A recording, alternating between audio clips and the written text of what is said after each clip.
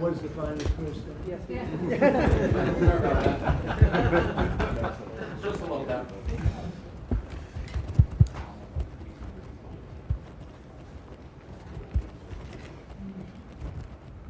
Are you all set?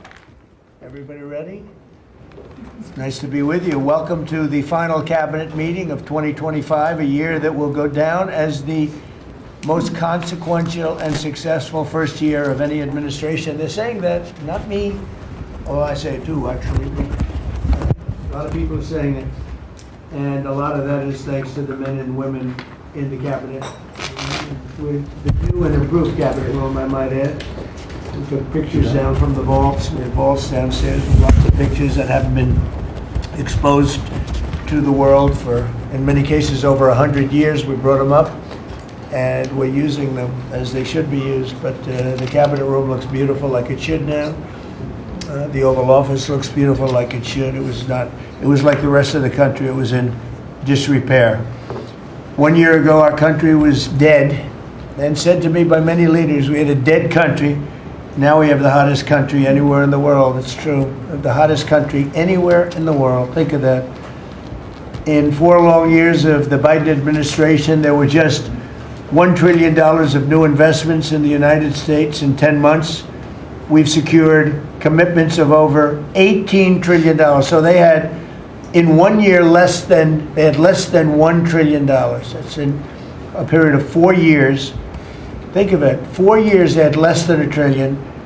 In 10 months we have more than 18 trillion. Is that right, Scott? It's even going to be higher than that. It'll be higher by and the going end of up. the year, sir. And we're waiting for the Supreme Court case, and it's so important and so vital for this country because we're not only respected again, we're putting out wars by our trade policies, and we're taking in hundreds of billions of dollars, and our country is wealthy again and secure again, and it's part of national security, and I hope that goes well. I think it's very important, but think of the number. We're going to be over $18 trillion in 10 months, and which is a record times probably 8 or 10 times, I think more than that, for any country.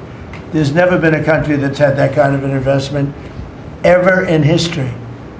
And there's never been a country that's had half of that. It's a tremendous thing that's taking place. We have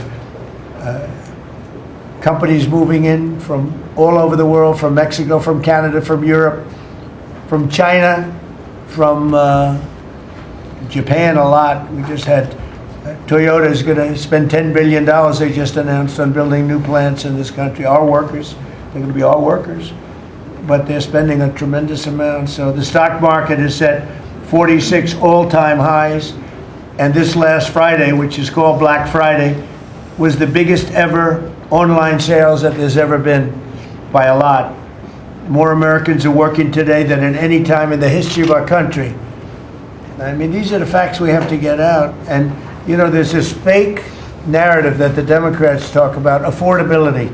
They just say the word. It doesn't mean anything to anybody. They just say it. Affordability. I inherited the worst inflation in history. There was no affordability. Nobody could afford anything.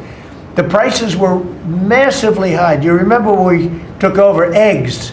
You did a great job on that, Madam Secretary. Agriculture, Brooke. Eggs were 4 or 5 times higher than they had ever been. They said don't order eggs for Easter at the White House. And we ended up doing it, and we got the egg prices way down, lower than what they were before. But the word affordability is a con job by the Democrats. They say affordable. I watched the other day where some very low IQ congresswoman talked about affordability. She had no idea. Their prices were much higher. As an example, energy, gasoline, we're now at about $2.50 a gallon. We're going to be, I think, at $2 a gallon. We could even crack that at some point. I'd love to do it.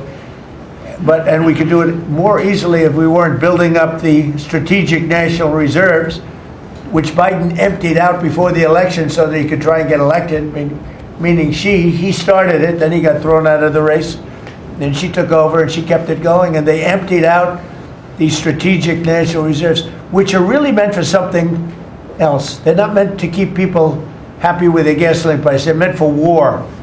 They're meant for problems, big problems. He emptied it out, and then she continued it during the process of trying to get elected. Didn't work out too well for him. And they virtually brought it down to the lowest level, I believe, in history. And it didn't have much of an impact because the prices were very high. But our prices now for energy, but for gasoline, are really low. Electricity's coming down. And when that comes down, everything comes down. But the word affordability is a Democrat scam. They say it, and then they go on to the next subject. And everyone thinks, oh, they had lower prices. No, they had the worst inflation in the history of our country. Now, some people will correct me, because they always love to correct me, even though I'm right about everything. But some people like to correct me, and they say 48 years. I say it's not 48 years, it's much more. But they say it's the worst inflation that we've had in 48 years. I say ever. But whether it's 48 years or ever, it's pretty bad. We had the worst inflation that we've ever had. Since last January, we've stopped inflation in its tracks. And there is still more to do. There's always more to do, but we have it down to a very good level. It's going to go down a little bit further. You want to have a little tiny bit of inflation, otherwise that's not good either. Then you have a thing called deflation. And deflation can be worse than inflation. But we have it almost, we'll soon be at a perfect level, but we inherited the worst inflation. But we have 20 states that are now selling gasoline at less than the $2.75, think of that, $2.75, and it was at $5 under Sleepy Joe. Grocery prices are down with the cost of Thanksgiving turkey this year down 33%. It was lower than 33% lower than under the Biden administration. Egg prices are way down 86%, thank you. And mortgage rates, despite the fact that we have an incompetent chairman of the Fed, a real dope, who should reduce rates. I saw even Jamie Dimon said he should be reducing rates. I never saw Jamie Dimon say that. I wonder why he said that. But he really said it because he's right. But we have a guy that's just a stubborn ox who probably doesn't like your president, your favorite president. But they're going to be coming down. We'll be announcing somebody probably early next year for the new chairman of the Fed. I talked to Scott about taking the job, but he doesn't want it. You got the greatest job here. Yes, sir. Right? He said, no, I want to stay chairman. I want to stay right where we are, Treasury. And I think we're doing really great, aren't we? Yeah? We're doing great, sir. It's a great team to be part of. Yeah, no, it's amazing. Under my executive order to lower prescription drug prices, which I think is the single biggest thing we've ever done that nobody writes about because you're fake news. I've made unprecedented deals along with Bobby and Oz and all of the people that work on it. A lot of people that you wouldn't even think work on it, but they do, to slash drug prices by 200%, 300%, 400%, 500%, 600%, 700%, 800%. Nobody's ever heard of it before because I instituted favored nations and no nation agreed to do it. And then I said to the nations, if you're not going to do it, I'm going to charge you 100% tariff, which is more money than we're talking about. And they said, sir, we'd love to do it. Please, we would be honored to do it. And they agreed that they would go along with the whole thing. Nobody thought you could do it because they felt, number one, you couldn't get the drug companies to do it. So we're paying, as an example, for the, let's call it the fat drug, F-A-T, for fat people. Anybody use it at the table? Don't ask. But the fat drug was $135. Think of that. For certain people, $1,300 for certain countries, $1,300 in New York. So in New York it was $1,300, and in London it was $135. And a friend of mine called me, he said, what is this? Why is it? He got used to paying $1,300. Well, now what we have it down to is, Bobby, what's the number? Like 150 or something? We have it down to a low number, don't we? Yeah, it's around 125, 150. Think of that. So we got it down from $1,300 to $125 to $140, depending on various countries. In other words, we're paying the lowest price, tied for the lowest price in the world. It's, people said you could never do that because you couldn't get the countries to agree to it. I did. Every country agreed to it because I said, if you're not going to agree to it, that's okay, I'm going to charge you tariffs. And as soon as I said that, they said, we agree. And then we had to be a little tough with the drug companies, but they came along. The bigger problem was the countries. The countries just wouldn't go along with it, but they did. Every country. So we have reduced drug prices by 500, 600, 700, 800, 900%, depending on the drug, depending on the company, depending on all of the different factors involved. Nobody's ever even thought of drug reductions like that, price reductions. And I told you the story that in my first term I was so proud of myself because I reduced drugs. It was the first time in 28 years that drug prices were reduced. It was 1/4%. 1/4%. And I was so proud of myself. I said, it's the first time in 28 years that drug prices went down over the course of a year, over the course of a presidency. 1 year, 1/4%. I had a news conference. I was so proud. Now I got them down, not 1/4%. I got them down 400, 500, 600% and more. And the fake news won't write about it. And it's going to have a huge impact on healthcare because a big part of it's buying drugs, buying prescription drugs. It's going to have a huge positive impact because Obamacare is a disaster. I said it years ago and I say it now. And the money should be paid, taken away from the insurance company. Obamacare was made to make the insurance companies rich. Their stocks have gone up 1,000% in a short period of time because the money goes to the insurance company. I want the money to go to the people. Let all the money go to the people. And let the people go out and buy their own health care. And I see on television, people are advertising now, we will help you buy health care. We will go out and help you buy. That's becoming like an industry because of what I said. So something's going to happen. It's probably not going to be easy because the Democrats, frankly, they don't want to make a good deal for the people. They just want to make a bad deal for the country. They want to make a bad deal for the Republican Party. But the Republican Party is united, and I will say that what I would like to do is the money doesn't go, trillions of dollars get paid to drug companies. And you still have lousy health care. Obamacare is horrible health care. We want it to go to the people and then let the people go out and buy their own health care and they'll do great. They'll do great. So we're negotiating that now with the Democrats. Well, congressional Democrats want the largest tax hike in history. I proudly signed the largest tax cuts in American history with the Great Big Beautiful Bill. The Great Big Beautiful Bill, the biggest piece of legislation ever signed, and that includes the extension of the original Trump tax cuts. But it's the biggest tax cut ever signed, and it includes no tax on tips, no tax on overtime, and no tax on Social Security. Nobody's ever seen anything like it, so think of that. And in addition, you get, if you buy a car, this is great for our car industry because we have a lot of car plants. We're bringing back the automobile business. 60% of it was stolen because we had incompetent presidents or incompetent trade people. But 60% of it was stolen over the years, and now I think we're bringing it all back. I think we'll be bigger than we've ever been in the auto business. That's not even to mention AI, where we're leading China.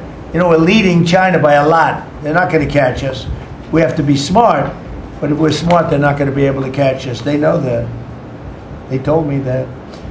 Next year is projected to be the largest tax refund season ever, and we're going to be giving back refunds out of the tariffs because we've taken in literally trillions of dollars, and we're going to be giving a nice dividend to the people in addition to reducing debt.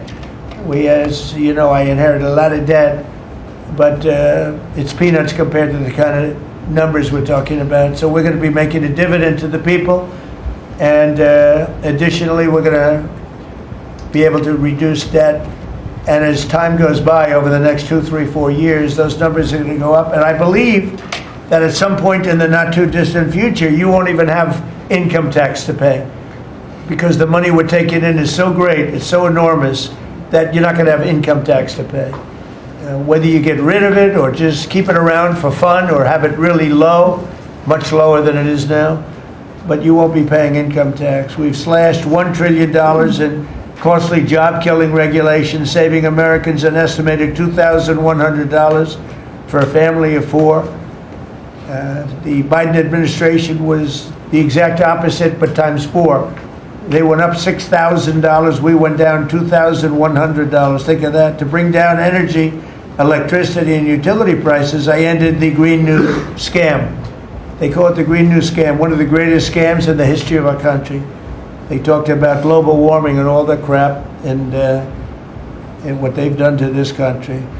What they've done by allowing 25 million people into our country, many of whom are criminals, many of whom 11,888 are murderers, and we have to get them out, and we're doing it. We're doing it. I think what the job that our law enforcement groups are doing, Christy, you and Tom and everybody, amazing.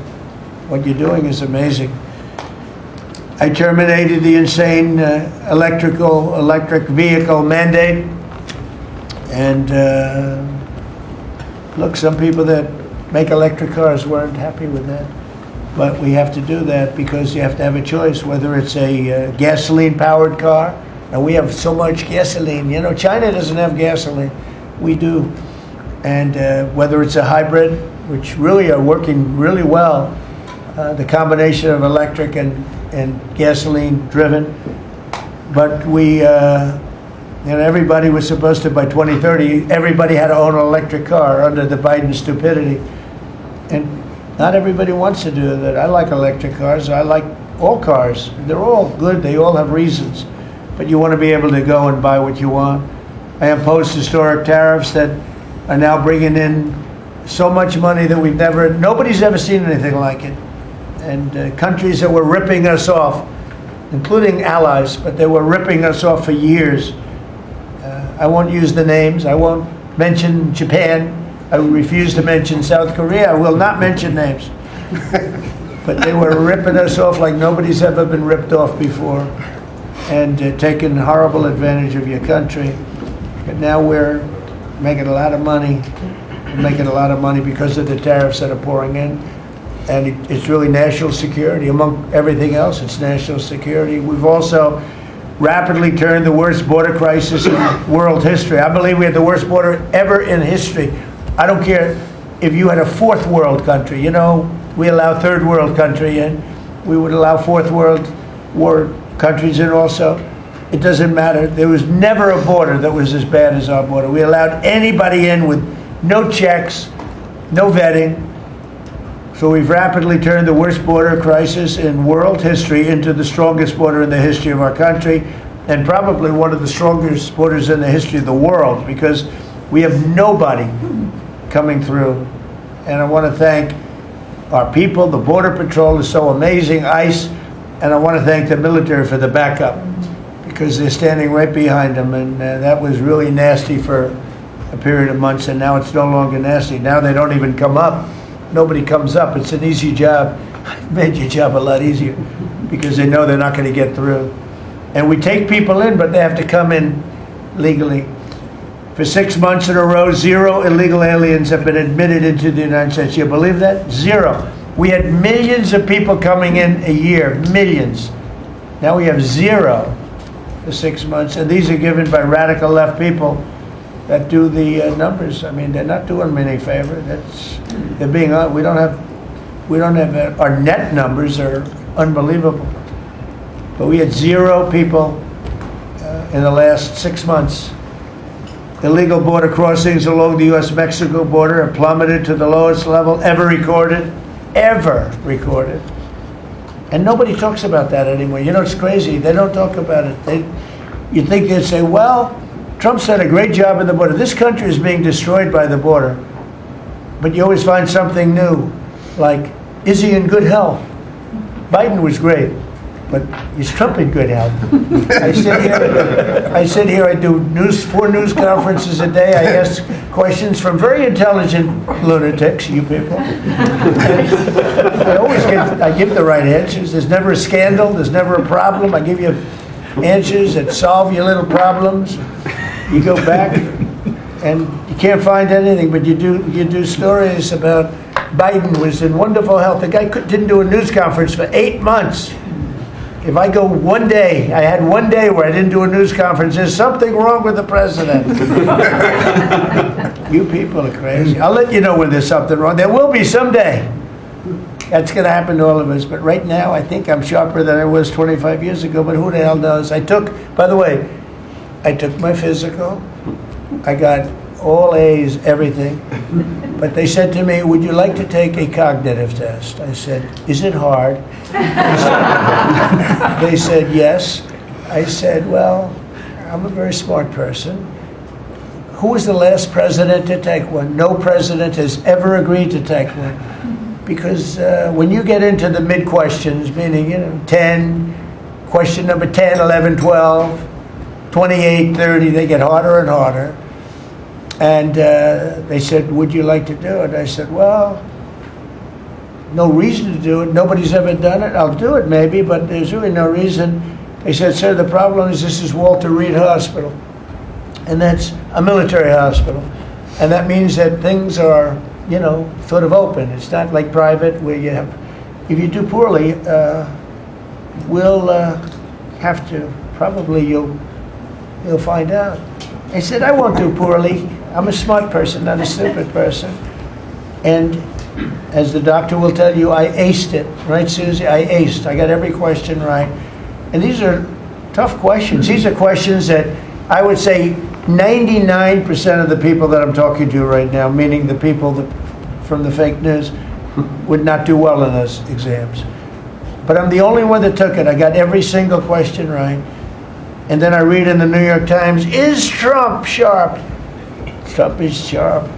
But they're not sharp. That's why they're going out of business, the New York Times. I hear that they're losing so much money, it's ridiculous. They're a bunch of fakers. But we can never let another thing happen like what happened to us with a fake election, with a rigged election, where a guy like Joe Biden assumes the presidency. Because the man was grossly incompetent. And he was incompetent 30 years ago. But he was really incompetent for those last few years. And our country was put at great danger because of it. So for 6 months in a row, we had 0 people. Illegal border crossings along the U.S.-Mexico border have plummeted to the lowest level ever, ever, ever. Think of that.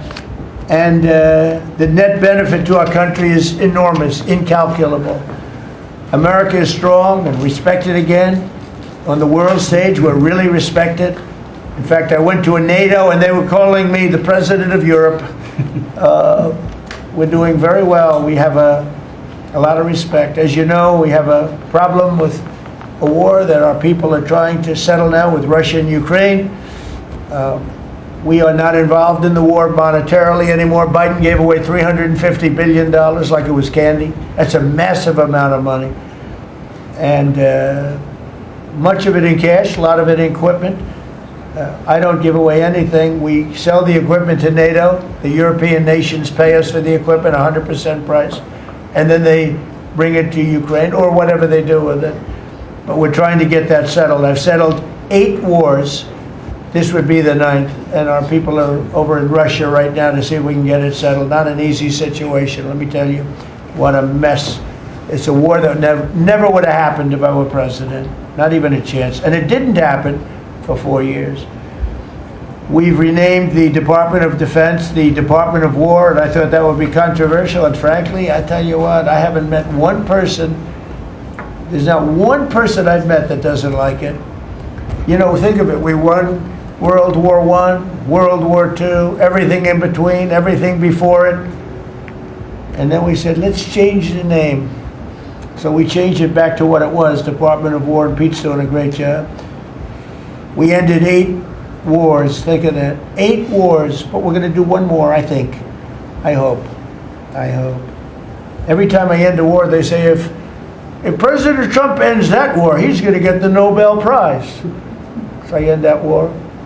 Well, he won't get it for that war, but if he ever gets it for the next war, now they're saying, if he ever ends the war with Russia and Ukraine, he's going to get the Nobel Prize. What about the other 8 wars? India, Pakistan. Think of all the wars I ended. I should get the Nobel Prize for every war, but I don't want to be greedy. Actually, the woman who got the Nobel Prize said, "You've got to be kidding.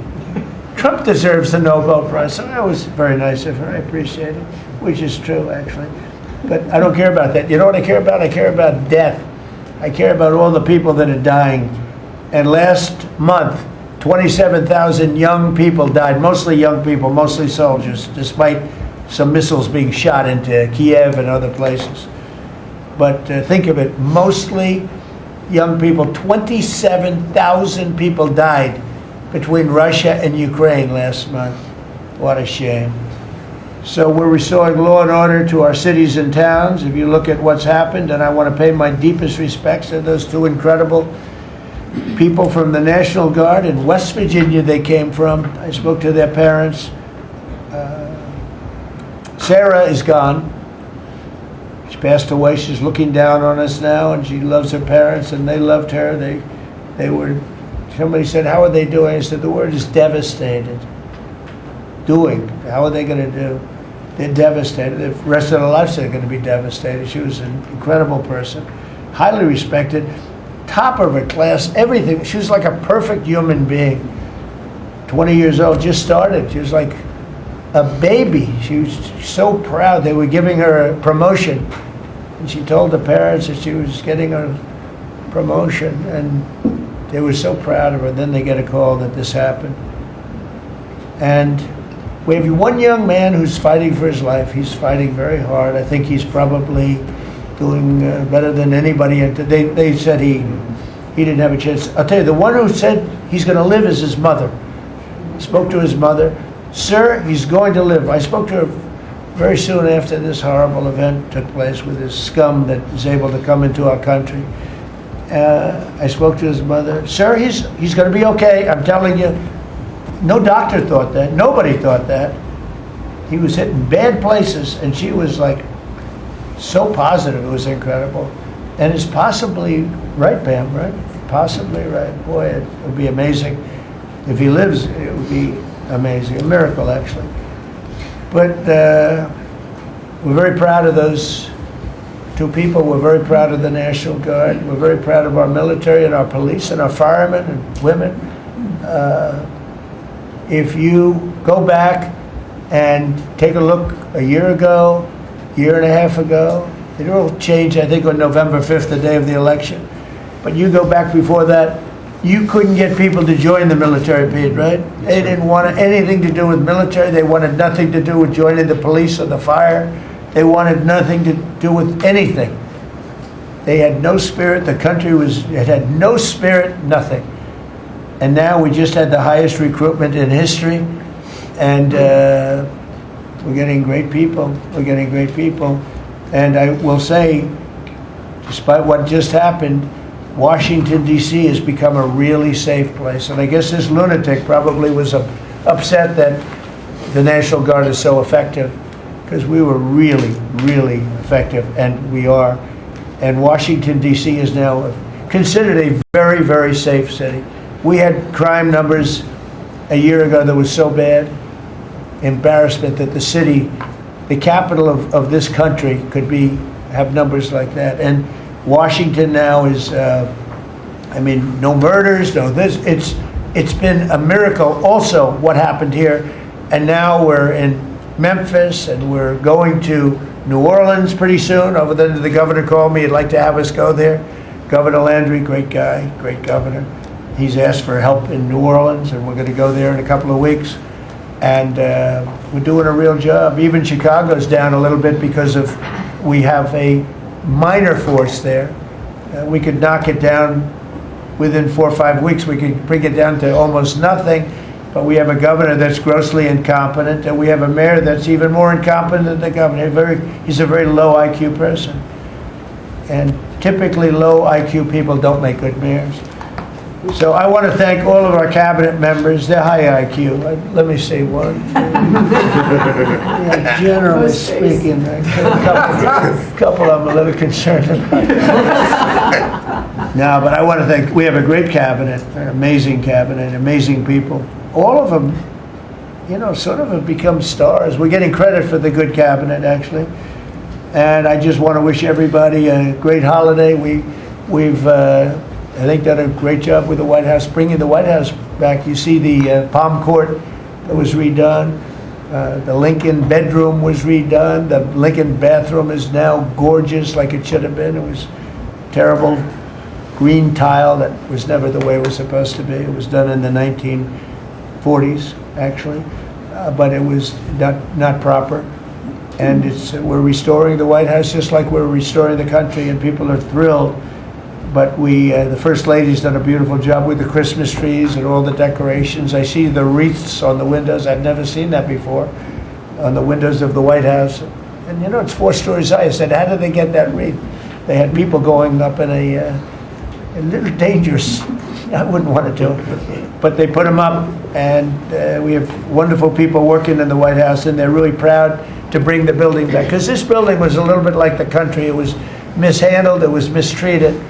And now it's being given love, and we're building one of the great, I think, maybe the greatest ballroom. We needed it for 150 years. They've been asking. You see the trucks and cranes and excavators in the background, and you hear them, and every time I hear them, I love the sound. To me, I love the sound. I wouldn't say my wife is thrilled. She hears pile drivers in the background all day, all night. They go till 12 o'clock in the evening, day, night, pile drivers. Darling, could you turn off the pile drivers? Sorry, darling, that's progress. But no, we're doing great. It's going to be I think it's going to be the finest ballroom ever built, and we're going to have it here. They've wanted it for 150 years. Think of that. So I will just end by saying I want to thank the cabinet. It's been a great cabinet. Let's think of it. Time flies, but this is our last of the year, as I said, and I just think you've done a fantastic job, and we're going to go around the room. We'll go quickly, but we're going to go around the room, and we'll start with Pete, and you'll tell us about some of the achievements. And some of you have achievements that are so big, I don't want you to go through the whole thing because we don't have time. But we'll start with Pete, and then if you want, we'll take some questions at the end. Please, Pete. Well, thank you, Mr. President. As you said, it has been a historic year at the Department of War. Recruiting and retention over this year are at the most historic levels our country has ever seen. And I had a chance to be on an aircraft carrier destroyer over Thanksgiving. The spirit in our ranks since the election under President Trump is unprecedented. I've never seen anything like it as a soldier myself in uniform, and I know a lot of you feel the same way. We've ripped out the DEI and the political correctness. It's all merit-based at the department. We're getting back to basics: accountability, training, readiness, lethality, and that's reviving that spirit. And Mr. President, we're rebuilding the military, historic investments. I just took briefings on the Golden Dome and F-47, next generation capabilities that are going to make sure that for generations to come, America has the most powerful, most capable, most lethal military in the world, which you have rebuilt once and we're rebuilding again. And then we're reestablishing deterrence and credibility. If you look at what happened, we deal with every day the outcome of what happened in Afghanistan, the debacle under Joe Biden. We just dealt with it in the streets of Washington, D.C. with those 2 National Guardsmen. And then what happened on October 7th with Hamas, what happened in Ukraine, a war that never would have started under President Trump. We're having to rebuild that. So whether it's freedom of navigation and taking the fight to the Houthis, whether it's Midnight Hammer, those beautiful B-2s going 37 hours back and forth, undetected, delivering with precision, and Iran not getting nuclear capabilities, Europe and NATO stepping up to 5%, locking down our southwest border. It's been an honor to work with Christy and Tom and everyone else down there to lock it to 0, operational control of our border. And then it's getting after and going after narco-terrorists and designated terrorist organizations in our own hemisphere. As I've said, and I'll say again, we've only just begun striking narco boats and putting narco terrorists at the bottom of the ocean because they've been poisoning the American people. And Joe Biden tried to approach it with kid gloves and allowed them to come across the border. Cartels take over community, 20 million people, hundreds of thousands of Americans poisoned. And President Trump said, no, we're taking the gloves off. We're taking the fight to these designated terror organizations, and it's exactly what we're doing. So we're stopping the drugs, we're striking the boats, we're defeating narco-terrorists, and we're standing... And Pete, you may say one thing, that drugs coming in through the sea by sea are down 91%. And I don't know who the 9% is. I'm not sure either, sir, because But down 91% by sea. we've had a bit of a pause because it's hard to find boats to strike right now. Which is the entire point, right? Deterrence has to matter, not arrest and hand over and then do it again, the rinse and repeat approach of previous administrations. This is meant to get after that approach. And I will just end by saying, as President Trump always has our back, we always have the back of our commanders who are making decisions in difficult situations, and we do in this case and all these strikes. They're making judgment calls and ensuring that they defend the American people. They've done the right things. We'll keep doing that, and we have their backs, Mr. President. Good job. Thank you very much. Howard? So we set out to stop the ripoff of the United States of America. This is about global change of trade. We've been ripped off since 1945 when we set this policy. So we set out, and together with my partners, Jameson Greer and Scott Bessent, we set out to change that. So we started, the first one was the UK deal, right? We asymmetric, they pay us 10%, and we get charged nothing. That allows us to export, and that began the process. Then we did the biggest, the European Union, 450 million people, $20 trillion economy. They completely opened their borders to us, and we charge them 15%. That makes America $100 billion a year and turns it back to where our economy is the best. And so it proved that President Trump's trade agenda was the right trade agenda. Then we go to Japan and Korea. They offer us $750 billion in cash to build in America at the president's direction. And we're going to start, as an example, nuclear. Right? We need to have a nuclear arsenal in America of power, the generation of power. So we're going to build hundreds of billions of dollars, financed by the Japanese and the Koreans, meaning they give us the money, we build it here, and we split the cash flow 50-50. We're going to build ships, $150 billion worth of ships in America. That changes the way things work. Right? After those trade deals, then you go to how are we going to reshore? Right? Let's start talking about the auto industry, right? We've been competed against by Koreans, the Japanese, the Europeans. We're kicking our tail. President Trump changed it. 25% tariffs, bring it all home.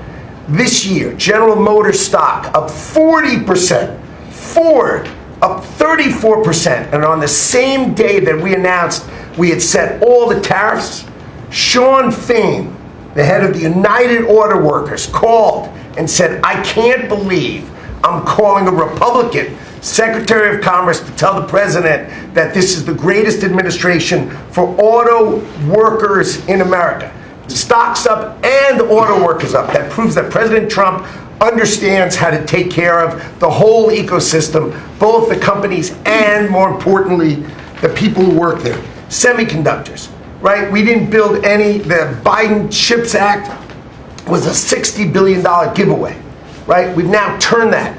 $300 billion is committed to America. That's going to go up to $750 billion in the next 60 days, right? And then you go to pharmaceuticals, right? $250 billion being invested in America, and then working together with Bobby Kennedy, right? Pounding away on that MFN, working together as a joint team. They're coming to over $250 billion and cutting prices in half. We did the golden share of U.S. Steel to make sure the Mon Valley is protected. Intel gave us 10% of the company, make tens of billions of dollars, right? And the last thing I will say is a year ago today, I was working on transition with President Trump, right? To build the greatest cabinet ever for the greatest president ever. And as I sit here today, I can't be more proud of how you did it, sir. You've created the greatest cabinet. It is a joy to be at this table. Amen. You know, one thing we will mention, so they came to see me from Intel, and they had a problem. I said, look, we'll fix your problem, but I think the United States is entitled to 10% of your company. And the chairman looked at me and he goes, you have a deal. Tell them, how much money have we made since I made that deal? It's only $40 billion. $40 billion. We made $40 billion. That was, what, 3 months ago? Does anybody write about it? Nobody writes about it. That's okay. Mr. Secretary, how we doing with transportation? Well, Mr. President, so just quickly on aviation, many of you have heard that we have an infrastructure made of copper. We have to transition to fiber. The last administration said it was going to take more than 10 years to complete the transition from copper to fiber. They had no plan to actually do it. We have already completed a third of this transition from copper to fiber. Now it's going to take longer for us to go from analog to digital. By the way, the rest of the world transitioned 20 years ago from analog to digital. We are just going to do that at the FAA right now, but we're buying new radios. We're going to buy new radar. By the way, those radar are going to be made in America, Mr. President. This phase of the operation will be completed by the time you leave office. It's 3 years.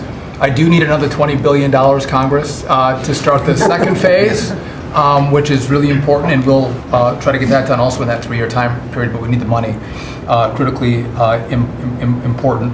With regard to commercial driver's license, I think we've covered a lot the crashes that have taken place around the country, and what we found is there have been states that have issued commercial driver's license to foreigners, and they've gone through sham schools, and they're not safe on American roadways. And so, in partnership with Secretary Noem, we have driven those numbers down. We got California, Gavin Newsom, to revoke 17,000 unlawfully issued licenses. We've closed down half of the fake schools that give out these fake licenses, all critically important. Governor Tim Walz of Minnesota gave 33% of these licenses unlawfully. People that should never have a driver's license driving a big rig on American roads, endangering the American people, shameful. We've cleaned up Union Station here in DC per your directive. We're going to rebuild Penn Station in New York. We're going to break ground at the end of 2027, get that project operational. And, Mr. President, a lot of us, I fly commercially, I fly back by the bathrooms. I don't know why that happens. They put me in the back. We've asked Americans to bring their better selves, to bring civility back to travel, to say, listen, let's say please and thank you. And if you have someone's pregnant on your flight and you're as strong as Pete is, well, pick up the bag and help her put it in the overhead bin. Let's be nice to each other, is what we've asked. Maybe not wear pajamas or slippers on the airplane. And I think it's been received fairly well, and I think we can all have a better travel experience when we do that. And just the last point I'll make is there was a big football game where the Merchant Marine Academy that falls under DOT actually beat the Coast Guard with Kristi Noem. We beat them by 1 point, and so we're very proud of that. And, so well done, Kings Pointers. So a little bit in a nutshell, we're rebuilding the air traffic control under boot edge. That was supposed to be boot edge. Who's another grossly incompetent person? He'd get in his bicycle, ride to work, and he was just terrible. What they do is they take the fiber optics and they take fiber trying to hook it into copper, and fiber and copper don't mix. You can't do it. But people knew that for the last 30 years since they started doing the fiber. And they spent billions of dollars, and it didn't work. And you saw that by the helicopter crash. You saw that by Into the Plane.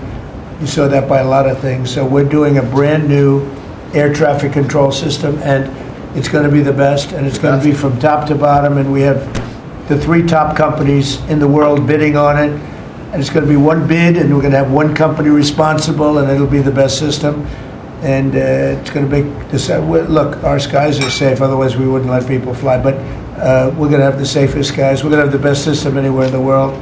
We're also going to rebuild Dulles Airport because it's not a good airport. It should be a great airport, and it's not a good airport at all. It's a terrible airport. It was incorrectly designed with a good building. Actually, it's got a beautiful terminal. Saarinen was the architect, one of the greatest architects in the world at the time. A great architect, and so they have a great building and a bad airport, but we're going to turn that around, and we're going to make Dulles Airport serving Washington and Virginia, Maryland, etc. We're going to make that into something really spectacular. We have an amazing plan for it. and other things, but you're doing a really good job. I appreciate it. The people movers of Dulles, we had a crash recently.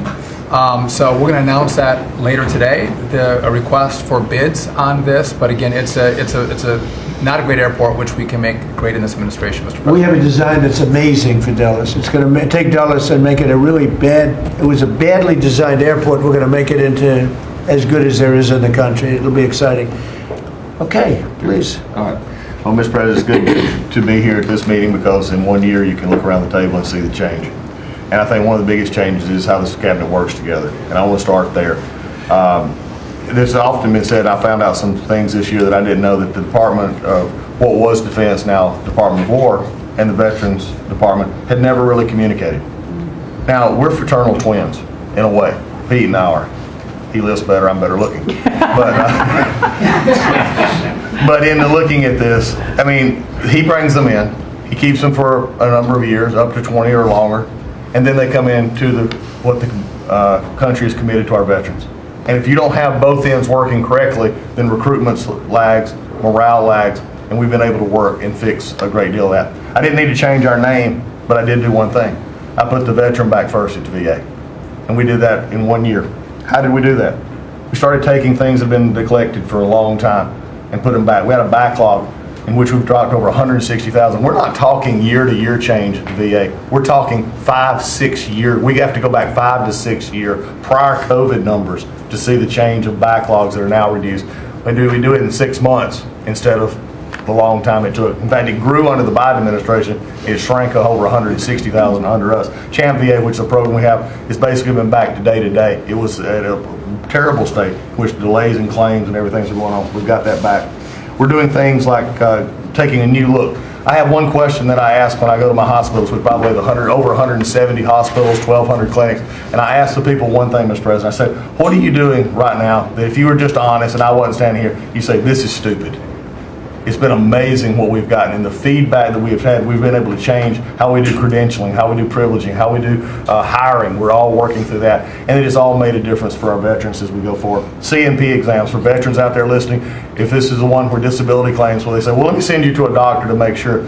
Most of the time we have that already in the record. We're working now to where those could actually be changed, where we just look at the record and not have to send them to a doctor. That's almost a $3 billion savings that we can let, and also not taking what the veterans get. We're also getting ready to announce here pretty soon a reorganization that's going to bring our hospital system organizationally in line with the 21st century. We are the largest healthcare organization. It's about time we acted like it, Mr. President. You gave that leadership, and we're going to do it. And also one thing, community care contracts getting ready to go out. It's one of the largest contracts in the federal government, but it does exactly what you and I have talked about before, making sure that our veterans can get care in the system or in the community, wherever they want it. We're getting ready for that. Now I have one thing for all the press who really enjoyed the first of the year, saying, oh, you know, they're going to cut all these jobs, 80,000 this, 80,000 at the VA.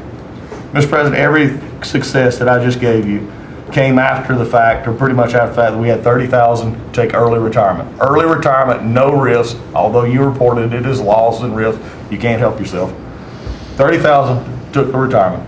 Every bit of the success that I just told you about came with a reduced workforce. There was a motivated workforce that said, how can we take care of veterans? That's what this cabinet does. That's what we're doing for you. Good. And you've got the highest approval rating we've ever had at the VA, so that tells you something. You're doing a great job. Thank you very much. Jameson, please. Well, there's been some activity on trade this year. You know, for about 75 years, we had a system, global trading system, that was premised on the United States having totally open borders, right? Not just on immigration, but on goods and services, and everyone else generally kept higher tariffs, higher non-tariff barriers, etc.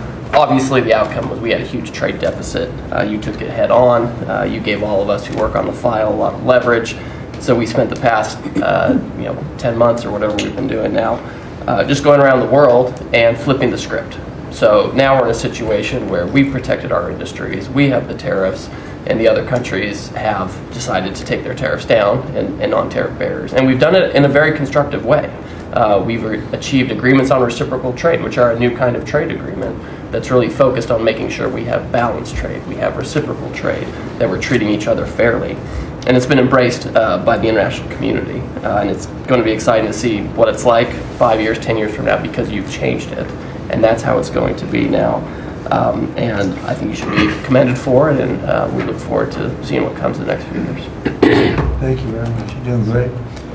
He's doing a great job. Thank you very much. Please. Thank you, Mr. President. Last time I was here, I said that the amount of dereg that we had for regulatory was 30 to 1. Since then, it's up to 48 to 1. Your goal had been 10 to 1, which was in excess of 6 to 1 in the first term. It's actually much higher than that, but I made my team redo the threshold a little bit because it sounded so unbelievable. But the amount of work that's being done with this entire team is astronomical. And another detail in that is that when we propose a rule, some of the biggest ones that you care the most about don't go into that count until they are finalized. So next year's we should be even more eye-popping. One of those to talk about is the federal acquisitions regulations, which you gave us a charge 6 months ago to dramatically reduce. In 6 months, we've lowered it by 25%. 500 pages, 2,700 mandates, which is a third of the mandates. That's going to lead to savings, competition, and speed. So probably $40 billion for the agencies and savings over the course of 10 years. When we get up and running, it'll be north of between $200 and $400 billion. Competition, about 45% of government bids only have one bidder.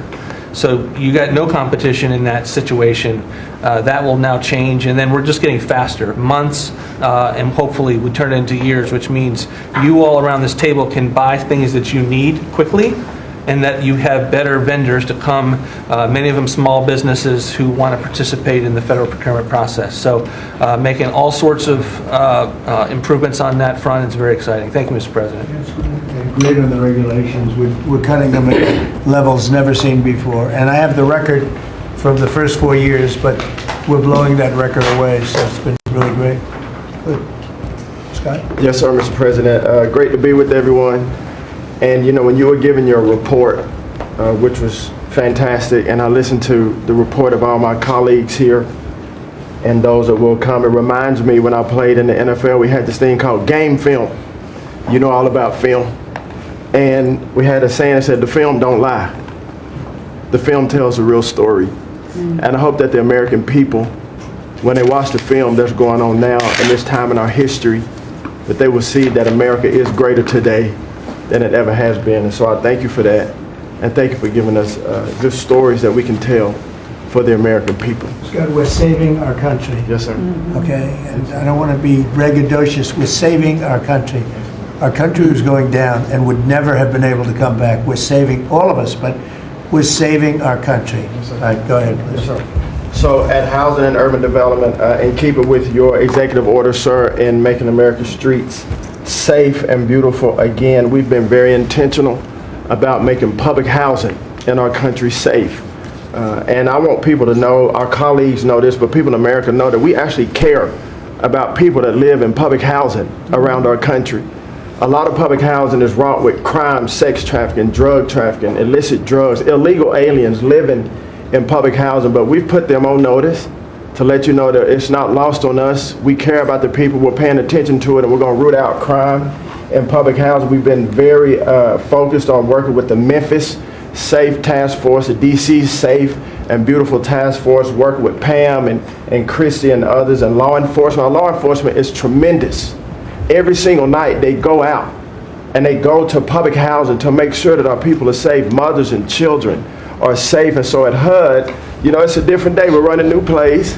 The film was real bad when I came in, I'm gonna be honest. But we are giving the people that live in public housing the assurance that they will be safe. And we also announced a new crime hotline, sir, that people that live in public housing, if they see criminal activity, if they see illegals living there, if they see drug trafficking, if you see it, if you hear it, report it. Don't be afraid. And so work with our Office of Inspector General. We've set up this crime hotline, and also working with Christian Department of Homeland Security, making sure that everyone that lives inside of public housing is accounted for and that they are American people. And so I say that and I emphasize that to know that we prioritize American people and American people only. Lastly, sir, in Atlantic City, we took over the Atlantic City public housing because the living conditions were deplorable. And they have people that have been living there for 3 generations, and they were being treated very bad. And so I took it so that we can now give people a safe place to stay. And working with the First Lady in the Foster Youth Initiative has been a great joy for me and our team. So thank you for doing that executive order to make sure that our foster youth have a safe landing pad and have financial literacy as they age out of the foster youth system. And sir, you talked about affordability. HUD has supported over 1 million Americans in home ownership and affordability, and over 560,000 are first-time home buyers. So I hope that the press will write about that good news, that 1 million people are able to own a home and to refinance their homes. And sir, we are moving our building from DC to Alexandria, Virginia. So thank you for your support. We're going to save the American people about $500 million. So that's my report. Thank you, sir. Thank you, Scott. Very much. Brooke? Well, coming off of Thanksgiving, moving towards Christmas, I think it's the season of Thanksgiving, and 2 words for me are gratitude and joy. Gratitude to you for, as Howard said, bringing this team together. I say it a lot, but I'll say it again, that this is like family at this point, and I don't know that there's ever been an organization like this, at least a government like this in the history of our country.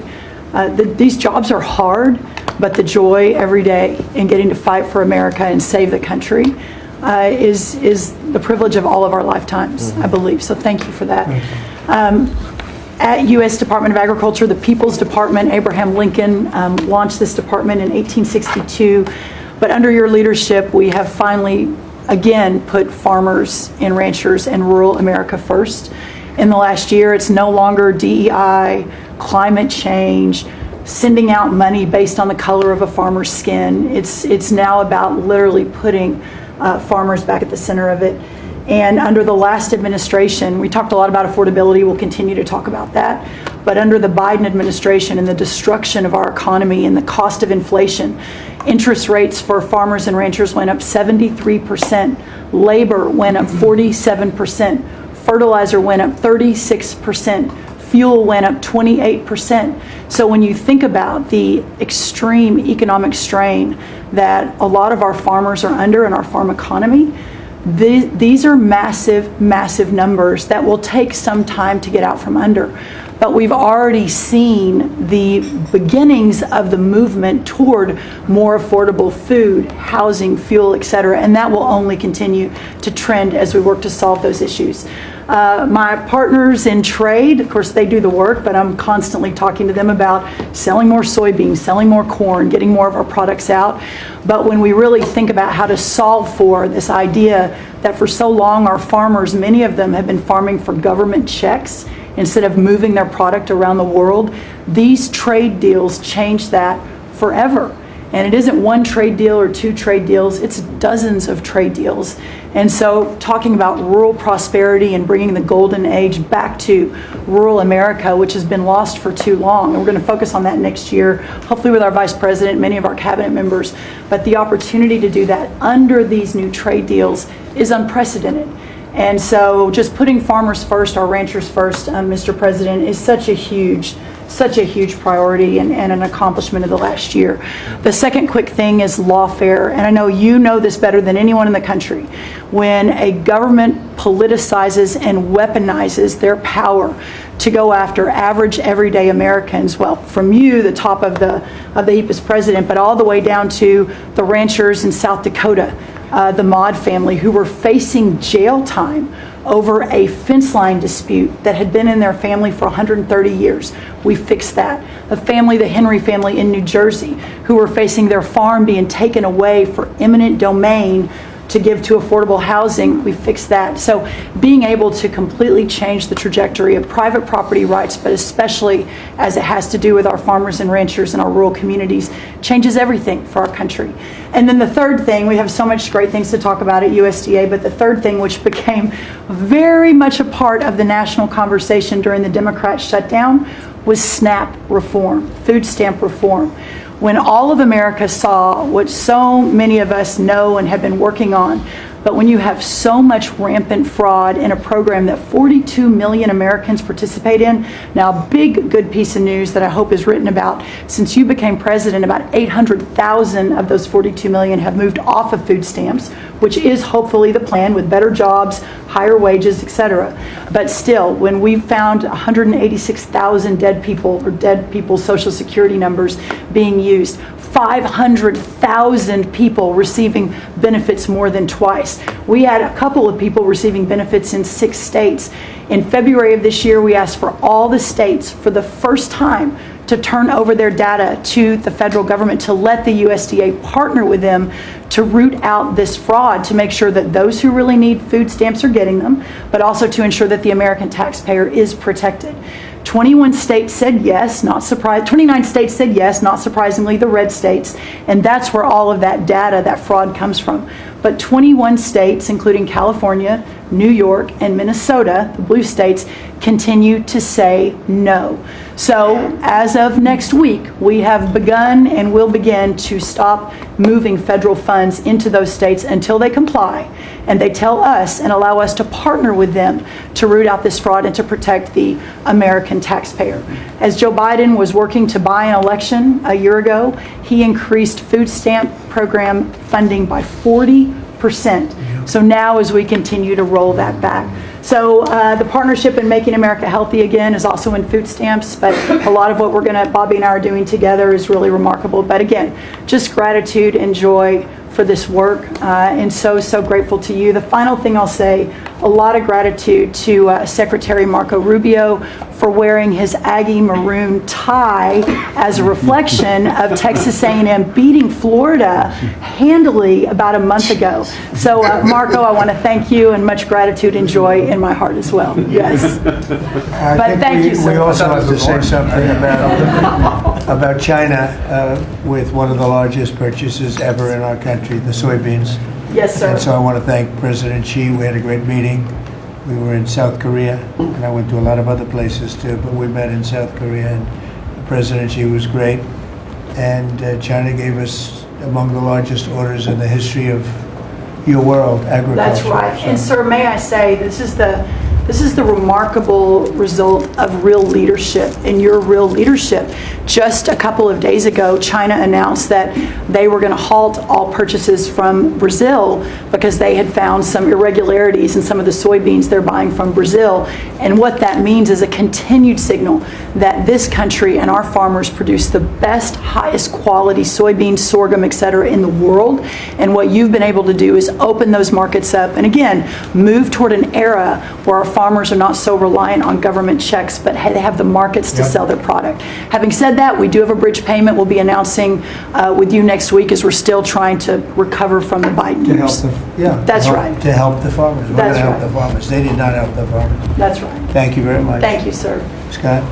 Mr. President, it's been a great year on the economy, but the best is yet to come. The tens of trillions of dollars that have come in investment, both the portfolio investment by companies, investment by countries, that is turning into a CapEx boom for the U.S. Capital expenditures up 15% in history. When CapEx is up, jobs will follow. The One Big Beautiful Bill is an incredible, as you said, thanks to your leadership, along with Speaker Johnson, Senator Leader Thune, we had that done on July 4th, which everyone said was impossible. And the great thing about that bill, sir, for the American people, it's for industry, 100% expensing, build your factory here, you can write it off immediately, but you also insisted on the 4 benefits for working people: no tax on tips, no tax on overtime, no tax on Social Security, auto deductibility for American cars, and that is retroactive. So as a result, in 2026, we are going to see very substantial tax refunds in the first quarter. So the best way to address the affordability crisis is to give Americans more money in their pockets, which is what this bill has done. We're going to see real wage increases. I think next year is going to be a fantastic year. Taxes, deregulation, energy certainty. That's why everyone with your leadership is coming to America. bond market had its best year since 2020. Everyone said couldn't be done. So we're going to have growth. We've had 2 4% quarters before the Schumer shutdown. We're going to go back to that. So not only are we going to have great growth, but it's going to be low inflationary growth. And stock market obviously is following, but next year is going to be the year for Main Street as all this kicks in. And you came in, immigration, I called it the 3 I's, immigration, interest rates, and inflation, that we're killing the American people. Close the border, the promise kept. Interest rates are down, and 10-year bond, again, best year since 2020, and inflation led by energy prices is going to roll next year. I think it's going to be a fantastic year. We can look back, be very proud of this year, but I think 2026 is going to be great for the American people. Thanks to you. It's going to be great. Thank you very much. Mr. Vice President. Thank you, Mr. President. It's an honor to serve with this great team that you've assembled. And I just want to pick up on something you said, Mr. President, because you hit the nail on the head, that it is absurd that Democrats talk about an affordability crisis that they created and the people around this table work every single day to address. You'll hear a lot of statistics today. You hear a lot of statistics in our political conversation. I think the most important statistic for the American people is that under the Biden administration, the average American family lost over $3,000 of household income.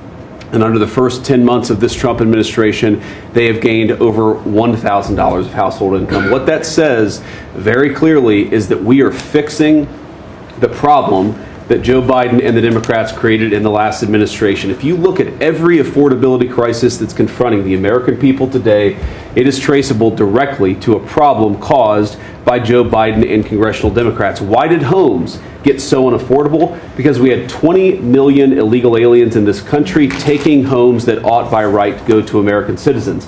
Why did tax bills get so unaffordable? Because Democrats were raising taxes while congressional Republicans under the president's leadership, we're now cutting taxes. Why did food get so expensive? Because we printed trillions of dollars and threw it into green scams that made our agricultural economy suffer while Americans were paying higher prices for food.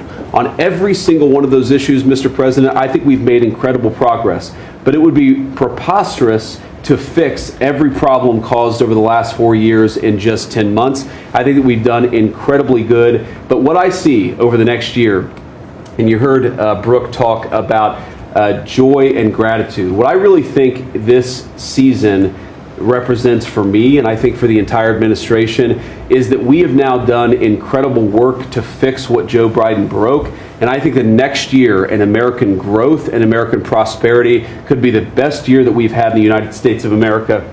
It's going to happen because we're all working hard. It's going to happen because we have the greatest country in the world. But I think for congressional Democrats in particular, if they want to talk about affordability, they ought to look in the mirror. We are fixing what they're broken. We're proud to do it. It's the job that we are elected to do. But I think 2026 is going to be the year where this economy really takes off. Thank you very much. Thanks, sir. Great. Yeah. President Trump, thank you for talking about Sarah. Heartbreaks for her family. And Andy is doing well. His parents, Melody and Jason, wanted me to tell you, and I was with them yesterday in the hospital. He's a miracle. I was there when the surgeons came in, and they wanted you to know this. He's a miracle, and if everyone in this country can continue to pray for that family. He's got a long road ahead of him, but he is a miracle. And of course, our DC initiative is led by our amazing, and the monster will be held accountable who did this. Our marshals, of course, are leading the DC Safe effort. We have made over 7,000 arrests at your direction. DC is safe again. Working with everyone around this table, Pete and everyone. Scott and I were in Memphis together last week. And everyone, and Bobby, your HHS, doctors and medics are on the ground to help people in Memphis and DC. In Memphis, we've made over 3,500 arrests so far. And Homeland Security, Christy, you've been instrumental in this. But it's everyone working together as a team. We even have Treasury agents out there. It's unbelievable, on the ground in DC and Memphis. Of course, law enforcement first, FBI, Kash Patel has led the FBI. We have a 100% increase in the arrest of violent criminals, thanks to your leadership. DEA, led by Terry Cole, over 45 million fentanyl pills, 4,200 kilos fentanyl powder. That is the equivalent of 347 million potential lethal doses. That's unbelievable that you've taken off the streets of our country. And the weight of all the drugs combined taken off by DEA is the weight of 17 full semi-trucks of the drugs just since you've been in office. The drugs that had flowed into this country under the previous administration. ATF, led by Rob Sakata, has seized more than 31,000 illegal guns. 31,000. Unbelievable at your leadership. 19,000 of those were from trafficking cases. We've been sued on the legal front now. We have been sued 575 times. 575 times. More than every administration going back to Reagan combined. Most recently, yesterday, I was sued by an immigration judge who we fired. One of the reasons, she said she was a woman. Last I checked, I was a woman as well. But 24 Supreme Court wins, President Trump, 92% success rate. We told you it would take a while to get to the Supreme Court. We're doing it at record speed, led by John Sauer, of course, Sarah and Hosh, all working together. Immigration, we're winning. Nationwide injunctions, ending DEI funding, working to secure that our federal workforce is aligned with your America First agenda, representing pretty much everyone in this room. We met with your general counsel yesterday, Doug, working with everyone. It's nonstop. ICE, of course, we're winning there with Christie. We're Brooks, SNAP benefits, won there. Marco, USAID. Pete, National Guard, of course, going nonstop. Our U.S. attorneys are fighting violent crime, working around the clock to make America safe again, which was your directive. Our Civil Rights Division, suing Gavin Newsom 3 times now, Prop 50, keeping boys out of girls' sports, and in-state tuition for illegal aliens. We've sued over election integrity. We are litigating major universities with Linda. Thank you, our Civil Rights Division, for everything that you've done to end DEI in our schools. Our Civil Division fighting sanctuary cities every single day.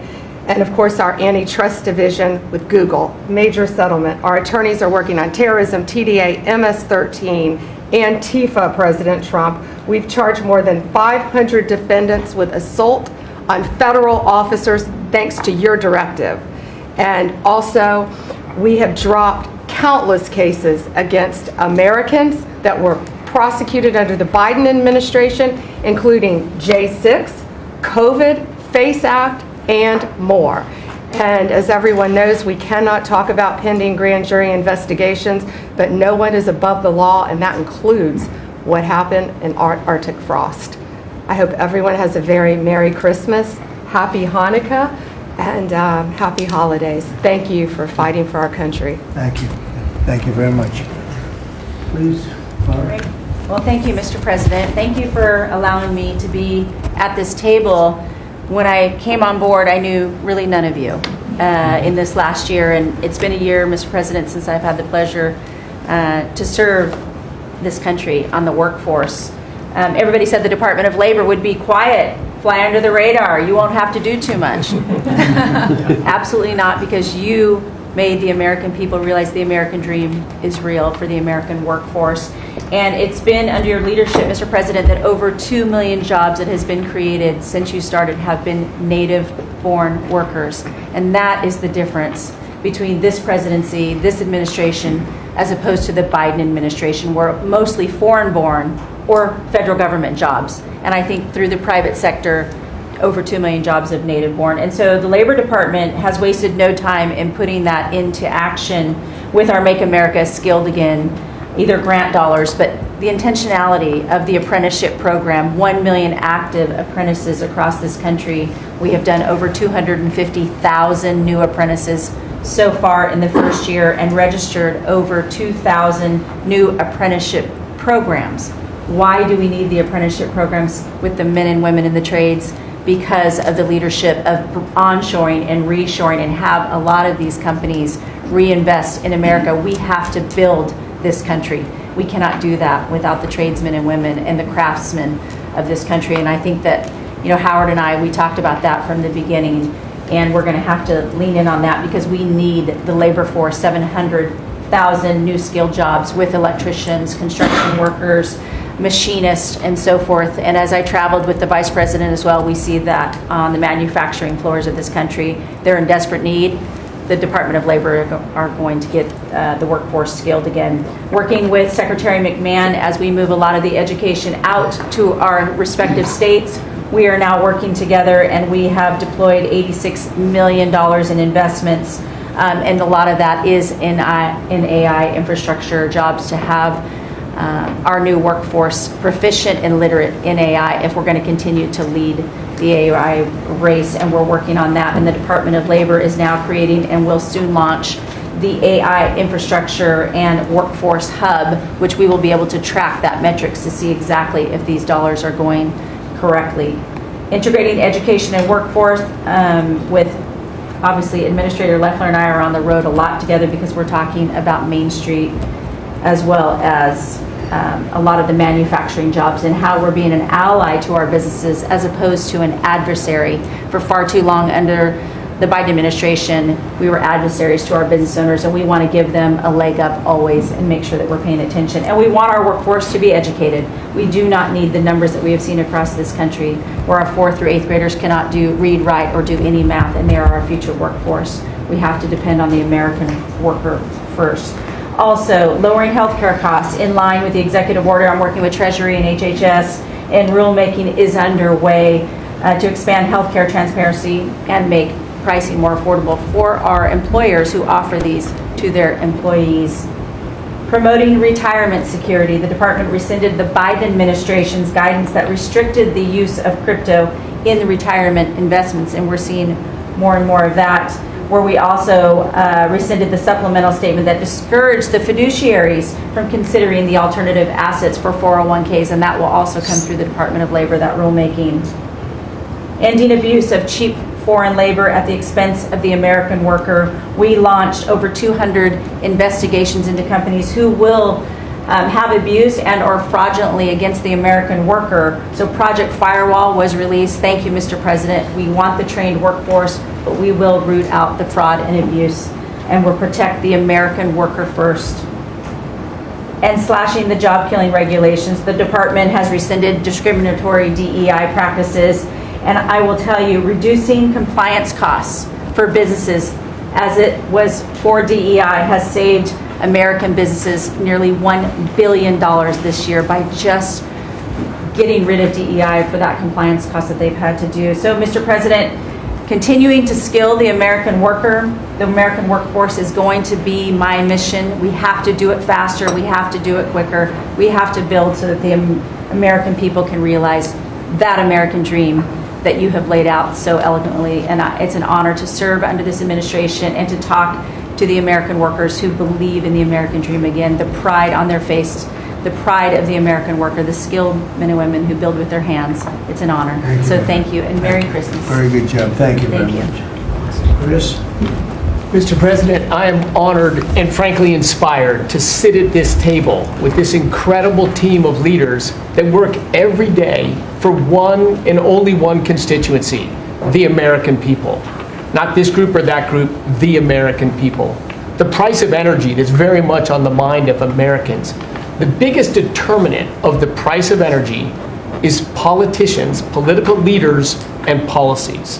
That's what drives energy prices. Under your leadership, what we've seen in the United States is just a steady drop in the price of gasoline, a huge consumer cost for Americans. As you mentioned early on, well below $3 a gallon right now and trending downwards. There are a number of stations in the heartland of America with $1.99 signs flying today. That's simply impossible without the leadership and changes you've brought. Now, of course, you can go to California, where the average price of gasoline is between $4.50 and $5 a gallon today in California. That's just bad political leaders there and bad policies in California. And taxes. And taxes. Taxes they charge on gasoline are just insane. Terrible. And electricity prices is a very parallel story, but it's a bigger moving ship, so the changes are a little bit slower. But Americans are outraged at a roughly 30% rise in the average price of electricity across this country. But everything we are doing together is going to reverse that. Not just stop the rises, but start a downward trajectory in electricity prices. And I can say that with confidence, not because we think these policies will work. We know these policies will work, and I'll get to that in a second. We're going to stop closing power plants. We've already done that, of course. Stop closing the coal power plants and natural gas plants that were shut down. We've got over 30 gigawatts of generators just sitting there today, not allowed to run. Well, of course, we're fixing that immediately. We're going to bring on from our existing grid tens of gigawatts more capacity that'll drive down the cost of electricity. But if we look at the last 5 years to see what works and what doesn't work, the most Trump-aligned policies in the electricity sector were by, no surprise, one of your cabinet members, Secretary Burgum, for 8 years governor of North Dakota. Over the last 5 years, production and demand for electricity in North Dakota grew 35%. Think what data center boom's going to do. And what happened? Electricity prices went down. Didn't rise slowly. They actually went down those 5 years. That's the answer. Trump-aligned energy policies increased demand for electricity.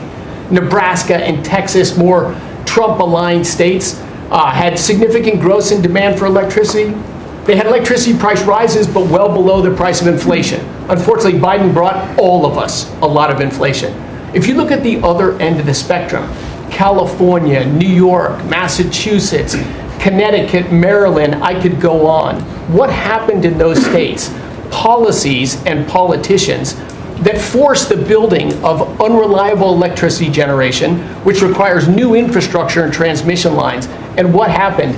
Today they produce less electricity than they did 5 years ago. A lot of spending money and less electricity. What does that mean? Of course, much faster rises in the price of electricity. Blue states have had 1.5 times faster rise in electricity prices than red states. Red states alone, less than inflation. We need to bring those policies. You are bringing those policies to the national level. We hope the blue states will come along with us, but your policies are going to start the decline of electricity prices nationwide under your leadership by just bringing back common sense. So thank you for allowing me to be part of this team. For people here who are focused on winning, special thanks to Howard and Scotty who were there with me to see the Denver Broncos win on Monday night. Now we want nationwide wins on energy for 3 more years. And we're doing more energy production than we've ever done by far right now. Records across the board that'll continue to be reset every year you're in office. Thank you very much. Well, Mr. President, thank you for giving me a very interesting job. Some days it's a little controversial too, but it's been an honor to work for you. You are a great American. The fights that you pick are the right fights, and they're always on behalf of this country. So I appreciate the chance to do this job heading up this department. If you think about what Joe Biden did with the Department of Homeland Security, he used this department to invade the country with terrorists. He opened up the borders, let anybody come in that wanted to. He put them on airplanes. He let them through our airports. If they could figure out a way to get to our shores and in our country, he just opened the door and invited them in. So it's our job to get them out. And I want to thank you for this team, because I look around the table and I think every single person here has helped me do my job over the last year. They've supported us at the border and given us resources. Marco negotiates all the travel documents and relationships with other countries to take their people home. 2 million people have gone home already. The people that were here illegally, you've removed from our country and sent home. And we're going to send more home for the holidays too, and make sure that they get to be with their families in their countries. Yes.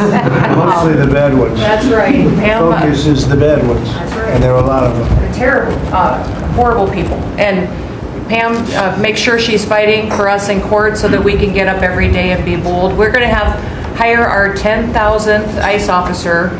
Will be on the job within 10 days. So we have hired 10,000. We've had hundreds of thousands of applications. We've got within the department, TSA went through this government shutdown without any delays. They all showed up for their shifts and worked hard doing security. And they have been absolutely fantastic. Sir, you made it through hurricane season without a hurricane. Yeah. And so FEMA, you kept the hurricanes away. So we appreciate that. And FEMA is deploying resources and dollars 150% faster than ever before.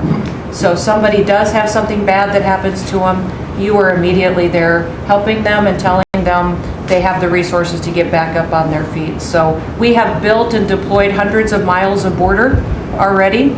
You have cut the fentanyl flow over the southern border by over 56%. You've saved hundreds of millions of lives with the cocaine you've blown up in the Caribbean. And, you told me to look into Minnesota and their fraud on visas and their programs. 50% of them are fraudulent, which means that wacko Governor Walz either is an idiot or he did it on purpose.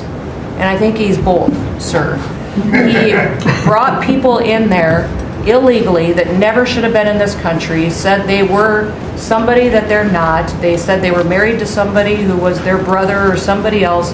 Fraudulent visa applications, signed up for government programs, took hundreds of billions of dollars from the taxpayers, and we're going to remove them and we're going to get our money back. And we're going to, this next year, make sure that we only put people in leadership positions in this country that love this country and have its back. So thank you for letting us get up every day and have a purpose. We Thank appreciate you very it. much. Thanks, Chrissy. Appreciate it. Mr. President, you're exactly right. We are saving this country. We're doing it one Main Street at a time, and we're doing it at record speed and at record levels. Under your leadership, small business optimism, according to the U.S. Chamber Index for small businesses, has reached an all-time high in the history of that index. So on Main Street, the economy is coming back thanks to your leadership, thanks to getting Biden inflation under control.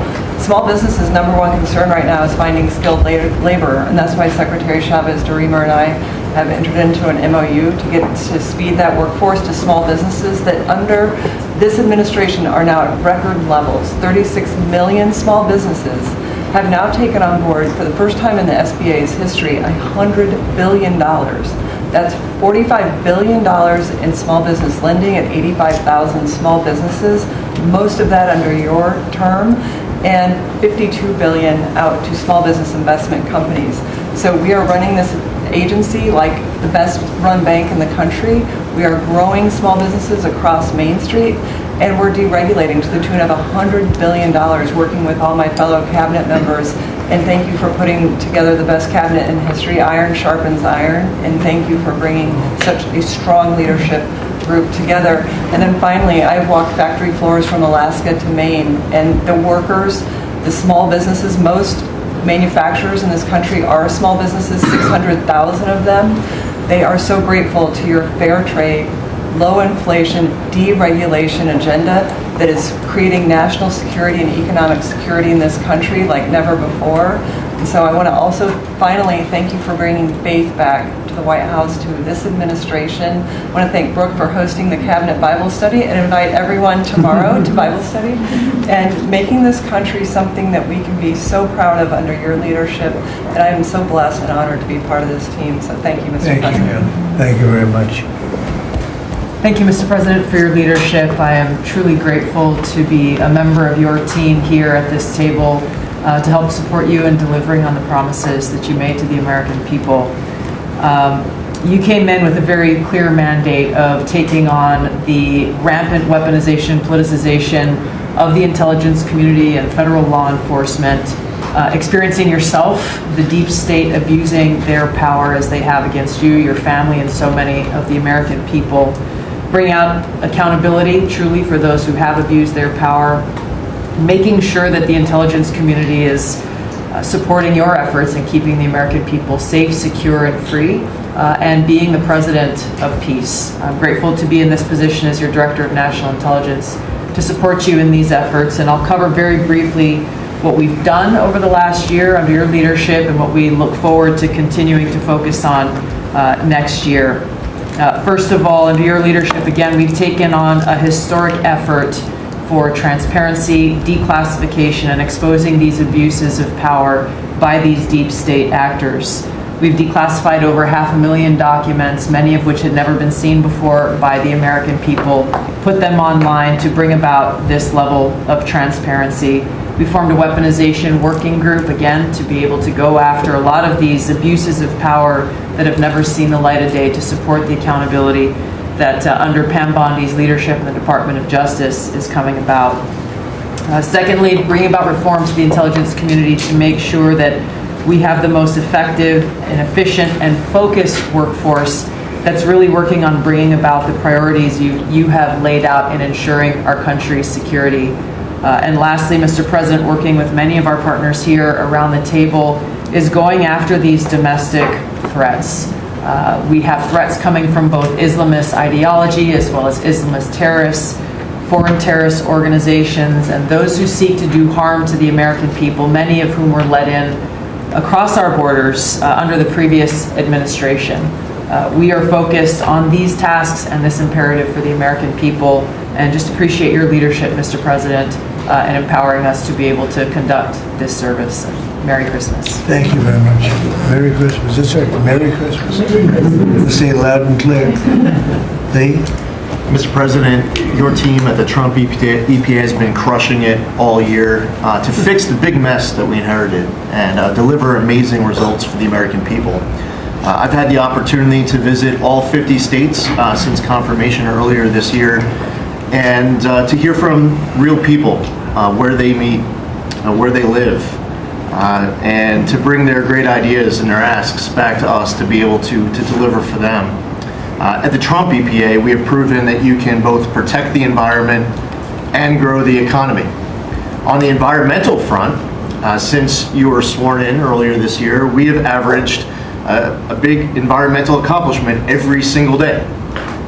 On the 100th day, the 200th day, the 300th day of your presidency, each time we released a list of our top 100 environmental accomplishments. That has included a historic LA wildfire cleanup that you ordered us to complete in record time, which we did, and the Army Corps, under the leadership of our great Secretary of War, did their part as well. The federal government completely did all of the work needed to allow these residents and businesses to be able to rebuild, but poor leadership at the local and state level, unfortunately, is still resulting in these property owners unable to rebuild, and it's wrong.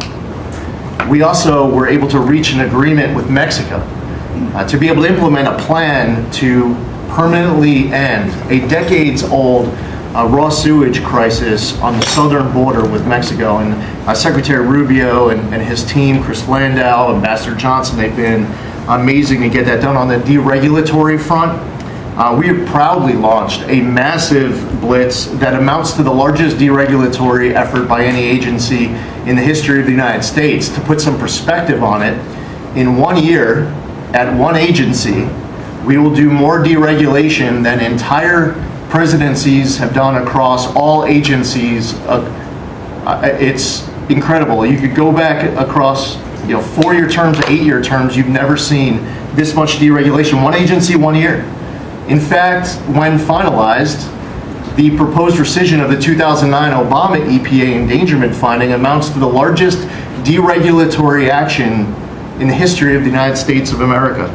From fixing the agency's definition of waters of the United States, which is important for our farmers, our ranchers, and other landowners, to the effort to end electric vehicle mandates and promote consumer choice, eliminating regulations designed to eliminate entire sectors of our energy economy. We're thinking big and we're delivering big. We have reduced terrible derailments on diesel exhaust fluid systems. We're getting water moving faster, new pipelines and power plants built, and we're helping to unleash energy dominance. Mr. President, on the operational front, we have significantly reduced the size of the agency workforce, and we are accomplishing more with less. It's all about priorities, and our focus is on fulfilling our statutory obligations, helping to fast-track project approvals that were taking way too long, and closely following the law, as well as key Supreme Court decisions like Loper-Bright to overturn the Chevron doctrine. We inherited massive backlogs that we've been eliminating all year long. We've been implementing your executive order to end COVID-era remote work. We consolidated real estate, canceled expensive media subscriptions, and closed a Biden EPA museum that none of you knew even existed. I'm sure none of you actually visited. To put it another way, in 2024, the Biden EPA obligated and spent over $60 billion in 1 year, an agency with an operational budget of about $10 billion a year. In their own words, caught on camera, they were tossing gold bars off the Titanic, wasting precious tax dollars to pay off well-connected Obama and Biden officials. And they were doing it without any apology or regret. The Biden EPA, in fact, was amending grant agreements just days before you came into office to reduce agency oversight. But this year, 2025, at the Trump EPA, similar theme that you'll hear from everyone around this table. With our actions canceling wasteful grants and implementing other measures just mentioned, we have saved $30 billion. They spent over $60 billion. We have saved over $30 billion. The bottom line, by the way, is that the Green New scam is dead. It's a new day at the EPA where we will protect the environment and grow the economy. We will deliver on the Trump mandate every day. And we will fight with just one constituency front of mind, and that is the American people. Thank you, Mr. President, for being willing to take a bullet for this country. And if you were to ask me what I'm grateful for, whether it's a Thanksgiving, it's a Christmas, a Hanukkah, a New Year's, any time of year, the fact that this president, after 4 years serving in office, he could have just left it in the rearview mirror and went on to really enjoy retirement. But he is willing to take a bullet for all of you tuning in at home because he believes in his flag, our freedom, our liberties, and to save the greatest country in the history of the world. So I'm grateful this holiday season for you, Mr. President. You're willing to take a bullet for all of us, and by all of us, it's the American public. Thank you. Thank you. Mr. President, good morning, everyone.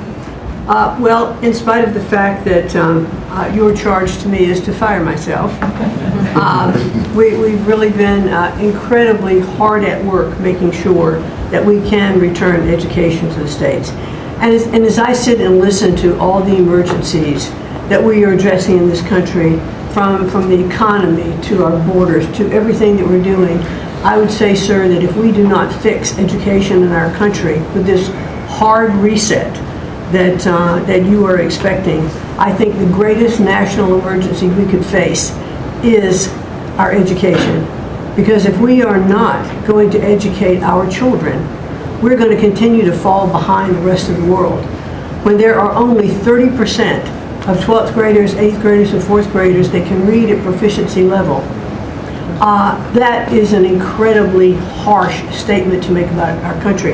And you told me when you first were elected president, and you looked at, I think, right after you took office, the first NAEP scores, which is Nation's Report Card, came out and showed how far down we were in educational proficiency in our country. And not only the NAEP scores, but the international scores as well, showed us about a third from the bottom. You told me you were not only embarrassed, but you were angry about this, and that we had to do something to change this in our country. And we took a hard look at it, and you absolutely said the bureaucracy of education in Washington is keeping its thumb on preventing growth what we should have, because it's best handled at the state level. Letting states put their programs in place, and some states are going to do it a lot better than others. But it's not going to happen from Washington, D.C. And when I hear things like, well, with no disrespect to any other country in the world that have really great programs, Germany, Sweden, Norway, we hear about this all the time. Point of fact is, they're this big. The United States is this big. We can't do it from Washington, D.C. It has to be done at the state level. So what we've been doing, as Lori brought up, Secretary of Labor brought up, we have a great working relationship. We have already signed and implemented one MOU or interagency agreement to handle the WIOA program and the Perkins grants to make sure it works. I call these These are programs, pilot programs that we're putting out there. And if these are going to work, we will be able to permanently transfer these programs to other agencies. They're working like a charm. We've taken some of our best people in education. It still operates under the budget of the Department of Education and under the management of the Department of Education, but working with Lori's personnel. And when I hear pushback on that to say, well, how can this possibly work? To take education and put it in labor. Let's be efficient. One example, in order to draw down on a lot of the grants that they are helping us with, we're using their grant system. The grant system at the Department of Education is like held together with bubble gum and rubber bands. And it did not interact with any other agency. Now, we have this really smooth operation already in labor. So that has prompted us to sign also other interagency agreements, 2 more with labor, 1 with HHS, 1 with the Department of State, and we'll be moving other programs, but these are proof of concept. Let's make sure they're working and working smoothly before we ask Congress to codify these permanent moves. So that's kind of in the world of K through 12, what we're looking at right now, but in the world of higher education, as Attorney General Bondi mentioned, we've been working really very hard to make sure that we've got anti-Semitism and DEI out of our universities, and put some pretty stiff fines on, worked some good deals. I've enjoyed working with Harmeet, who is just an incredible negotiator. So we're bringing all of that to bear as well. So I can say, sir, that we are moving to return education to the states and to bring the level of education back up, making sure our students can read, are reintroducing the science of reading in schools. And going into next year, I can honestly say we've got a lean, mean machine operating at the Department of Education. There's only half the workforce of when we started, and we're more efficient, and I think we're going to see better results as we move into next year. So thank you for this incredible opportunity. Thank you very much. Thank you, Mr. President, during this holiday season for empowering us at HHS, me, Dr. McCary, Jay Bhattacharya, and Dr. Oz, to change the trajectory of this agency towards public health in a way from the tradition of serving the mercantile interests of the medical industrial complex and the big pharmaceutical companies.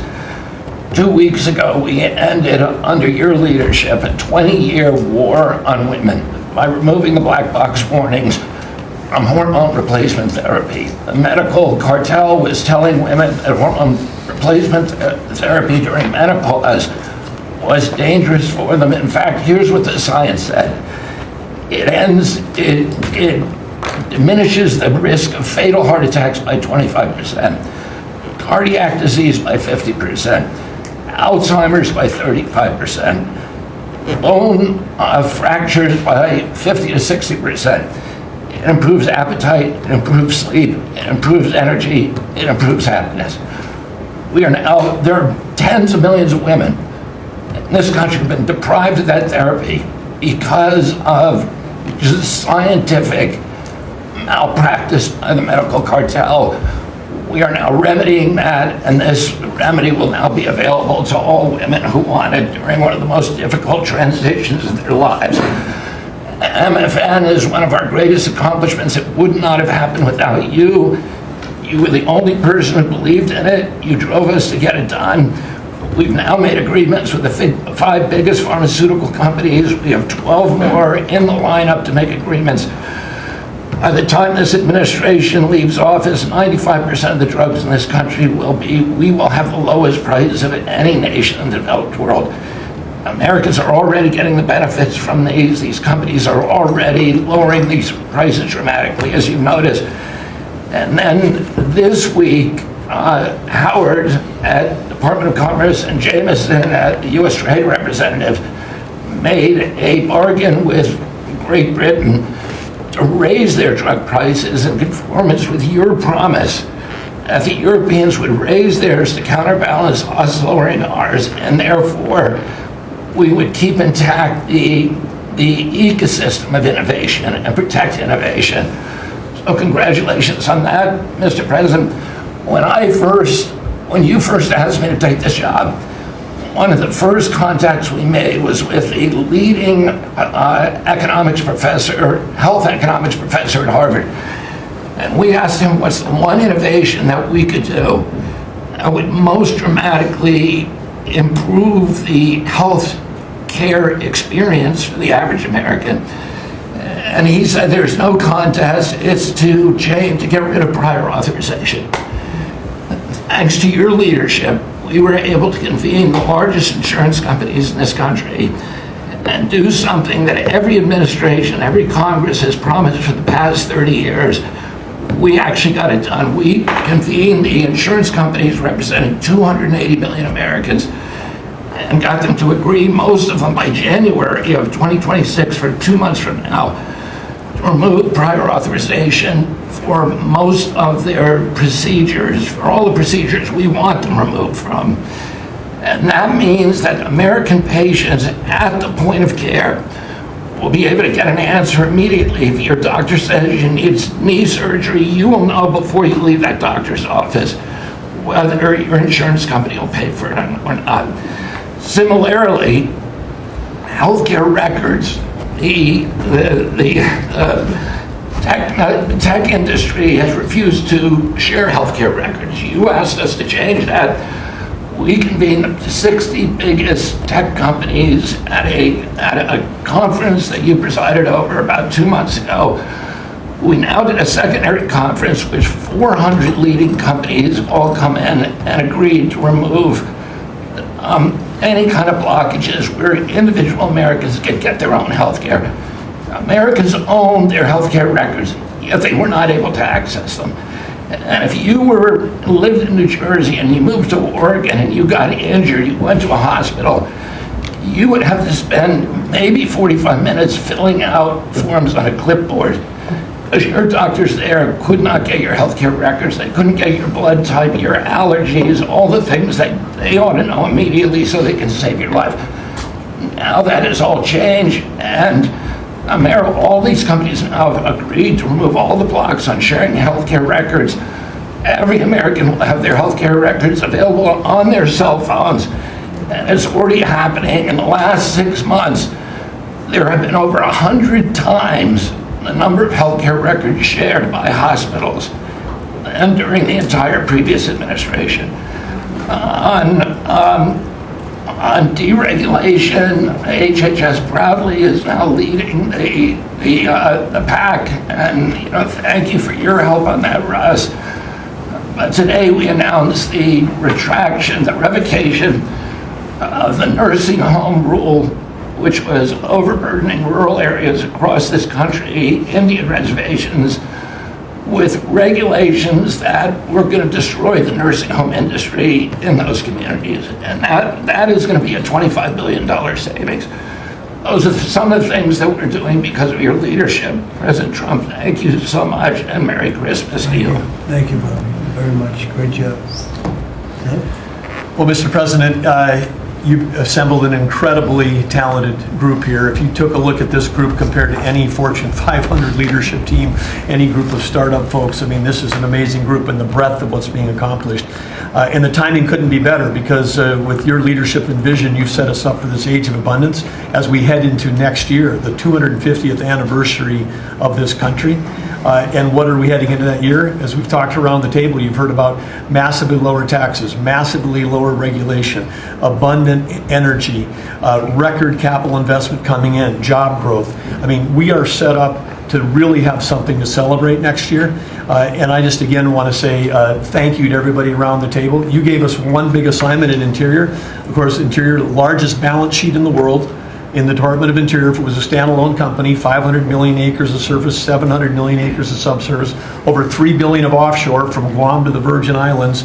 And you said, we got to take care of that balance sheet, we got to develop those resources. And what have we done across that? Producing record amounts of oil, record amounts of gas. And again, we set out with a goal, energy diplomacy, sell energy to our friends and allies. We're exporting a record amount of energy to all of our friends and allies around the world. That's helping do that. And you're giving a gift to America as we head into this. You're giving us peace abroad and you're giving us prosperity at home. That bodes so well for our country. One small little gift that we're giving to all Americans from one teeny part of the interior, which is the national parks, is that not only are we keeping prices low for all American citizens, offering 10 free days for our national parks next year to coincide with our holidays, but also a $100 surcharge for non-residents. That is going to raise hundreds of millions of dollars for helping restore and preserve all of our best parks.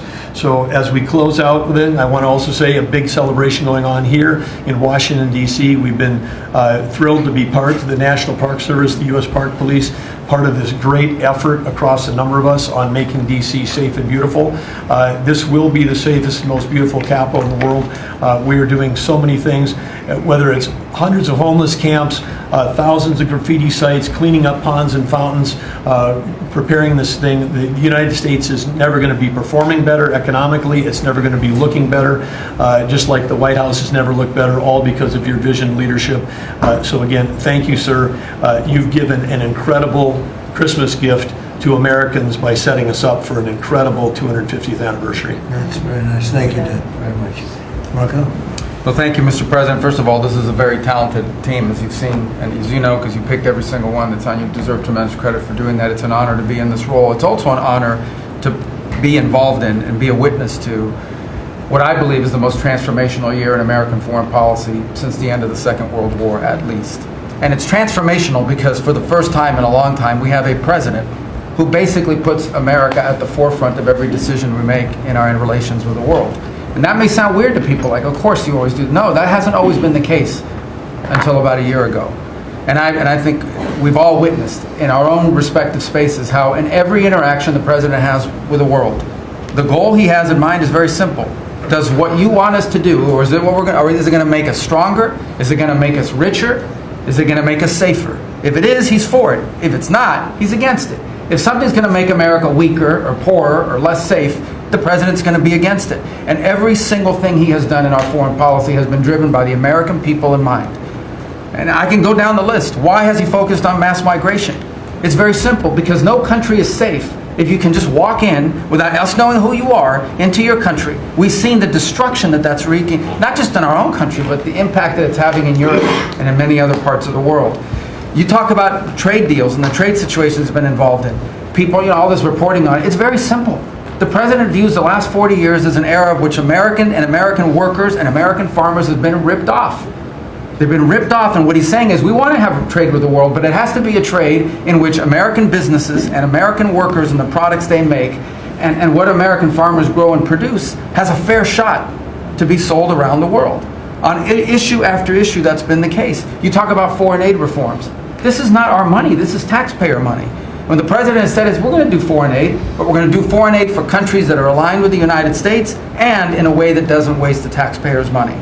Mr. President, you deserve tremendous credit for that. Many of us, the Vice President, by the way, I want to acknowledge, has played an extraordinary role in our foreign policy, and he too has been a witness to all of this as it's been occurring, and he's been a big part of it as well. You talk about NATO. The President's not against NATO. He went to NATO and basically said, look, you guys, we're paying all the money, and he got them to do the 5% commitment, which everybody said was never going to happen, it was impossible. Everything this president does is driven by the American people. Whether you don't have to agree with the actual move, but understand the motivation. The motivation is always you, the American people, and what's good for you, for your family, for the country, and for our economy. But the president is also committed to peace in a way that all of us have seen. He achieved in Gaza, and he does it, by the way, not just because he hates war and he thinks wars are a waste of money and lives, but because he's the only leader in the world that can. No other leader in the world could have pulled off what happened in Gaza. And I can tell you, I can't get into the details. The Vice President knows what I'm talking about. That deal doesn't happen without the president's direct interaction with the leaders that were involved in this decision making.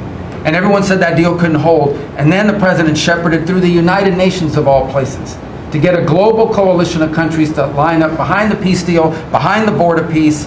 And it's still, every day is a challenge, but it's been driven personally by the president. It's the reason why we're involved in this whole Ukraine-Russia conflict. That's not our war. It's not the president's war. This war started, it never would have happened if you'd been president.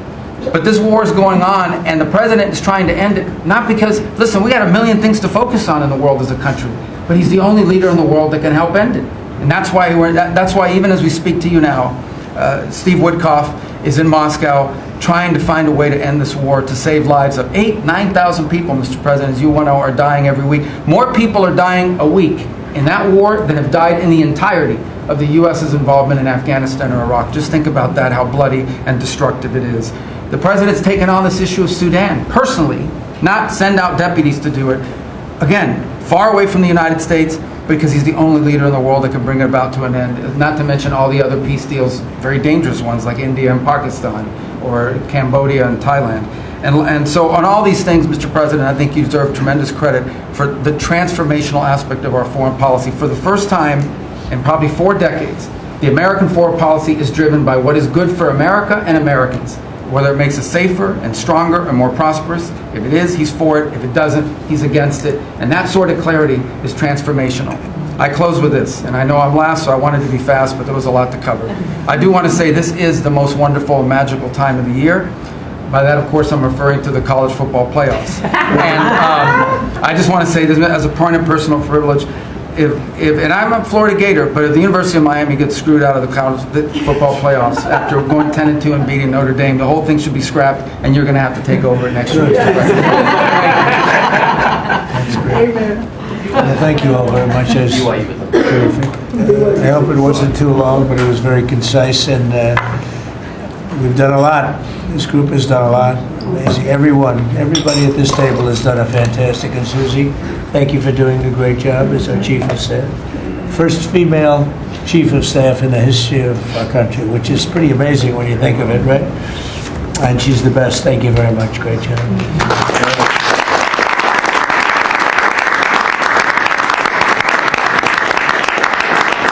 So after that, do you want to ask any questions? Mr. President, there's been a lot of speculation about who the next Fed chairman could possibly be. You said you have somebody in mind. How many names were you given on the final list? And does that person currently work on the board of Federal Reserve? Well, I'd say that we probably looked at 10. Then Scott interviewed some people that I didn't know, but he knew. And a lot of people were involved in the process, actually, and Howard was involved. But I think we probably looked at 10, and we have it down to 1. Can you answer this? I want to ask you about Elon Musk, if I could. You talked about Elon Musk. You had him in dinner here in the White House. Is he now back in your circle of friends? Well, I really don't know. I mean, I like Elon a lot. He was he really helped during the election with his endorsement. He felt strongly. Look, we had one problem. I didn't want to have everybody have to have an electric car, and he makes electric cars. And I think we get along well. On affordability, Mr. President, thank you. Yeah, one more. Yeah, when you talk about affordability, is going forward, are the American people, do you believe, getting impatient with the reforms that you're making? They've talked about it's about. I think they're getting fake news from guys like you. Look, affordability is a hoax that was started by Democrats who caused the problem of pricing, and they didn't end it. They lost in a landslide. We won every swing state. We won the popular vote. We won everything. You take a look at districts. It was 2,750 to 525. Because that was an affordability problem. We brought it down. Look at energy. Look at the gasoline price. That's like the simplest, and it's the biggest. Because if energy comes down, everything comes down. That's the way it works. We're going to be at 250. You said 199 in some places in the country, right? You said it. I didn't say it. And they won't check you. They'll check me. So I'd like to use your number. 199 a gallon. Unthinkable if you go back a year and a half ago. It's unthinkable. So now we're bringing the prices down, way down. Beef is coming down now. We've done certain magic and beef is coming down. But we inherited horrible prices. We inherited really the worst inflation in history. We inherited that. When I came in, that's what he had. And we fixed inflation. And we fixed almost everything, if you want to know the truth, including 8 wars. We got 1 to go, but including 8 wars.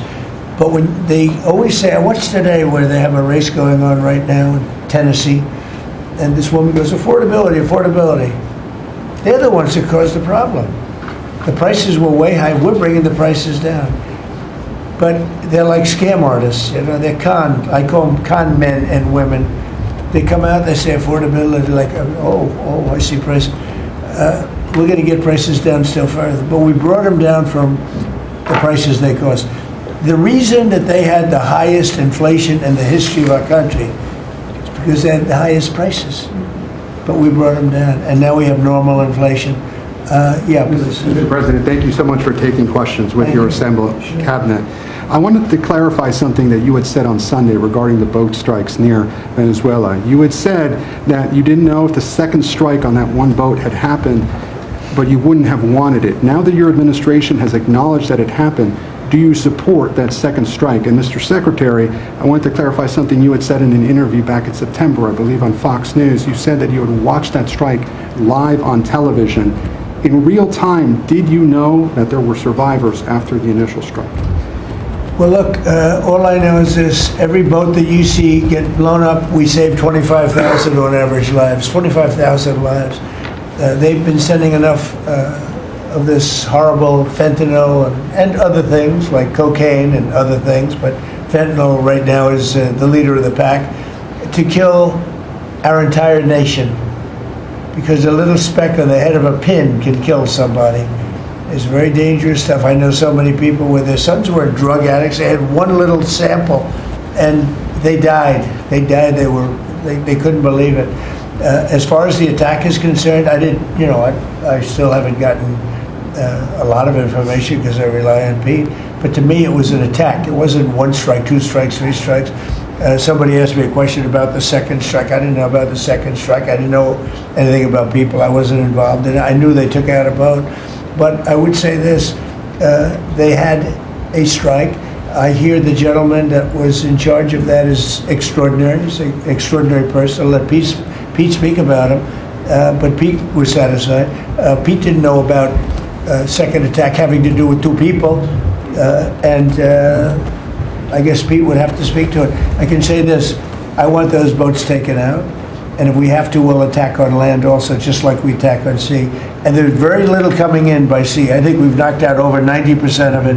There's very little, and I understand that. There's very little. We're saving hundreds of thousands of lives with those pinpoint attacks. It's an amazing thing when you see a boat going along, and a lot of the press would like to say they're not, you see the boat, they're not maybe drugs. You see these boats. First of all, who has 5 engines on the back of a boat? Going in weird directions and loaded up with lots of white containers. They're bags of things. No, they've done an amazing job. And Peter's done an amazing job. Pete, you could probably better answer the question. No, you're spot on, sir. I think you got to start with the baseline, which Marco laid out, everybody's laid out. We've got 20 million people invading our country over 4 years. We don't know where they're coming from. That includes Tren de Aragua and cartels and violent criminals. They bring drugs, and you mentioned it, Mr. President, poisoning, an intentional poisoning of the American people, killing hundreds of thousands of Americans. So the President had the courage to designate these cartels as designated terrorist organizations. Now, a number of us here served in the military and spent 20 years fighting terrorists like Al-Qaeda and ISIS on the other side of the world. How do you treat Al-Qaeda and ISIS? Do you arrest them and treat them, pat them on the head and say, don't do that again? Or do you end the problem directly by taking a lethal, kinetic approach? And that's the way President Trump has authorized the War Department to look at these cartels. And I wish everybody could be in the room watching our professionals like Mitch Bradley, Admiral Mitch Bradley, and others at JSOC and SOCOM and other commanders. The deliberative process, the detail, the rigorous, the intel, the legal, the evidence-based way that we're able to, with sources and methods that we can't reveal here, that make sure that every one of those drug boats is tied to a designated terrorist organization. We know who's on it, what they're doing, what they're carrying. All these white bales are not Christmas gifts from Santa. This is drugs running on 4-motor fast boats or submarines that we've also struck. No one's fishing on a submarine. And I have empowered them to make that call. Now, the first couple of strikes, as any leader would want, you want to own that responsibility. So I said, I'm going to be the one to make the call after getting all the information and make sure it's the right strike. That was September 2nd. There's a lot of intelligence that goes into that, building that case and understanding that, a lot of people providing information. I watched that first strike live. As you can imagine, at the Department of War, we got a lot of things to do.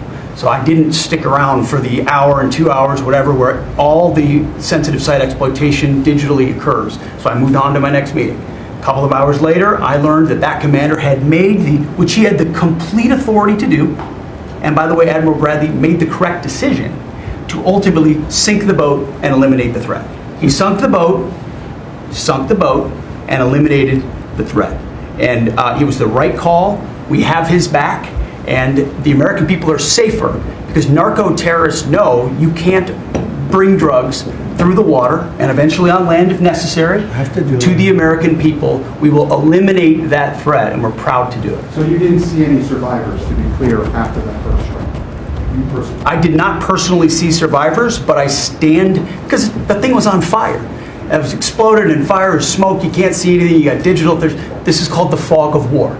This is what you in the press don't understand. You sit in your air-conditioned offices or up on Capitol Hill and you nitpick and you plant fake stories in the Washington Post about kill everybody, phrases on anonymous sources not based in anything, not based in any truth at all. And then you want to throw out really irresponsible terms about American heroes, about the judgment that they made. I wrote a whole book on this topic because of what politicians and the press does to warfighters. President Trump has empowered commanders to do what is necessary, which is dark and difficult things in the dead of night on behalf of the American people. We support them, and we will stop the poisoning of the American people. And Mr. Secretary, on the second strike, you said it happened more than an hour after the first. Did I hear it correctly? I couldn't tell you the exact amount of time. Minutes, or you went off the room, is what you're saying. I already stated my answer quite clearly. So remember this, we lost last year, I think it was more than that, but people don't like saying it because they always said 100,000, 115,000, numbers we've been hearing for years. So we lost last year more than 200,000 people, dead people, ruined families beyond the 200,000. And those 200,000, that family will never be the same. But these people have killed over 200,000 people, actually killed over 200,000 people last year. And those numbers are down. Those numbers are down. They're way down. And they're down because we're doing these strikes, and we're going to start doing those strikes on land too. The land is much easier. It's much easier. And we know the routes they take. We know everything about them. We know where they live. We know where the bad ones live. And we're going to start that very soon too. Mr. President, thank you so much, Mr. President. You know what, when we start that, we're going to drive those numbers down so low. And then you're going to have families be able to live without the fear of their son or daughter just having a pill to have a little fun and ending up dying within a period of 60 seconds, right? No, we're not going to let that happen. We're not going to let it continue to happen. What Biden did to this country by allowing all these people, and I call them animals in many cases, I think they're animals, to come into our country and destroy our country and let all those drugs pour in. Let people just walk across the border like it was nothing. You look at them, a lot of them, you say, oh, let's not discriminate. I'm not talking about color. I'm just talking about you look into the eyes of some of these people. We're smart. And you see a killer. Come on in. Just come on in. 11,888 murderers. Many of them committed more than one murder. He allowed them into our country, totally unvetted, totally unchecked. But he also allowed drugs to come in at record numbers. And hundreds of thousands of people a year died. And we're taking those son of a bitches out, Thank you so much, Mr. President, for taking our questions. I think this is the most transparent administration I have received. I'm impressed by these people. I'll tell you, how strong are you? You've been holding it for 2 hours. There are very few physically. There are very few people who could do that. I'm very proud of you. Whoever the hell you are, I have no idea who you are, but you're strong. Thank you, Mr. President. Mr. President, last week, militia groups in Iraq attacked the Christian region's gas field, the largest gas field, which even the U.S. companies invested in the energy sector in the Christian region. And the Christian Prime Minister requested the United States to provide them some sorts of means and defense system to defending their civilian infrastructure and U.S. investment in the Christian region. Are you willing to providing them this support? And if I add this question, tomorrow the United States is going to open and inaugurate one of the main louder. Yeah, of course. Is that possible? What? You're the most gentle, beautiful voice, but you're a very gentle person. Go ahead. Just take fewer words and louder. Yeah, sure. I will repeat my first question. Last week, the Iraqi militia groups attacked one of the largest gas fields in the Kurdistan region of Iraq, which even the U.S. companies have invested in these gas fields. Yeah. And then, are you from Iraq? I'm from Kurdistan, Iraqi Kurdistan. Okay. Yeah, working for Huda Media Network. And the Kurdistan region prime minister, he requested the United States to providing them some sort of defense system to defending these gas fields and U.S. investment in the Kurdistan region. Are you willing to helping them? Well, we're going to look at it. I heard about it, and I'm hearing about it more now, frankly. It wasn't at the top of my list. It's a very unusual question, I think, but I assume you're from the area, and to you it's a very important question, and to me it is also, because people are being killed. I will say this, Iraq has been much different in terms of us than they were prior to us taking out the nuclear capability of Iran. You know, Iran has gone down many, many steps in terms of its fear factor. They were the bully of the Middle East, and they're really not the bully of the Middle East anymore. And Iraq was being bullied by Iran. You know, we had a president that thought it was brilliant to blow them up, and they blew them up, and all of a sudden, instead of having a power that was basically equal to Iran, they had Iran ruling the Middle East for a long period of time. But Iraq, from the day we hit them with those B-2 bombers and knocked out and obliterated, because CNN said, well, maybe it wasn't total obliteration. Well, it turned out it was totally obliteration. It was every single one of those missiles hit its target. It was actually amazing, but it was wiped out, totally wiped out. I will tell you, Iraq has been a much friendlier place. They talk to us. The Prime Minister actually nominated me along with about 78 other countries for the Nobel Prize. I'm the only one that was nominated by almost 100 countries that didn't get it. But that's okay. But I saved a lot of lives. I saved a lot of lives. But Iraq nominated us for the Nobel Prize, and that was a great honor. You know, we didn't expect that from Iraq.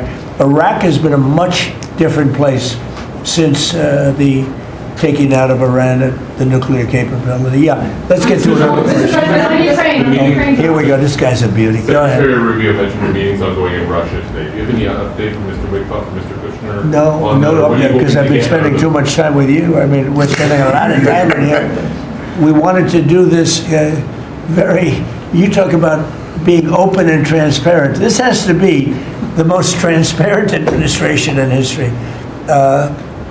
We spent a lot of time answering your questions and giving you a lot of good results. I mean, I think everybody here gave you good results. But no, I don't. I will have after I leave here.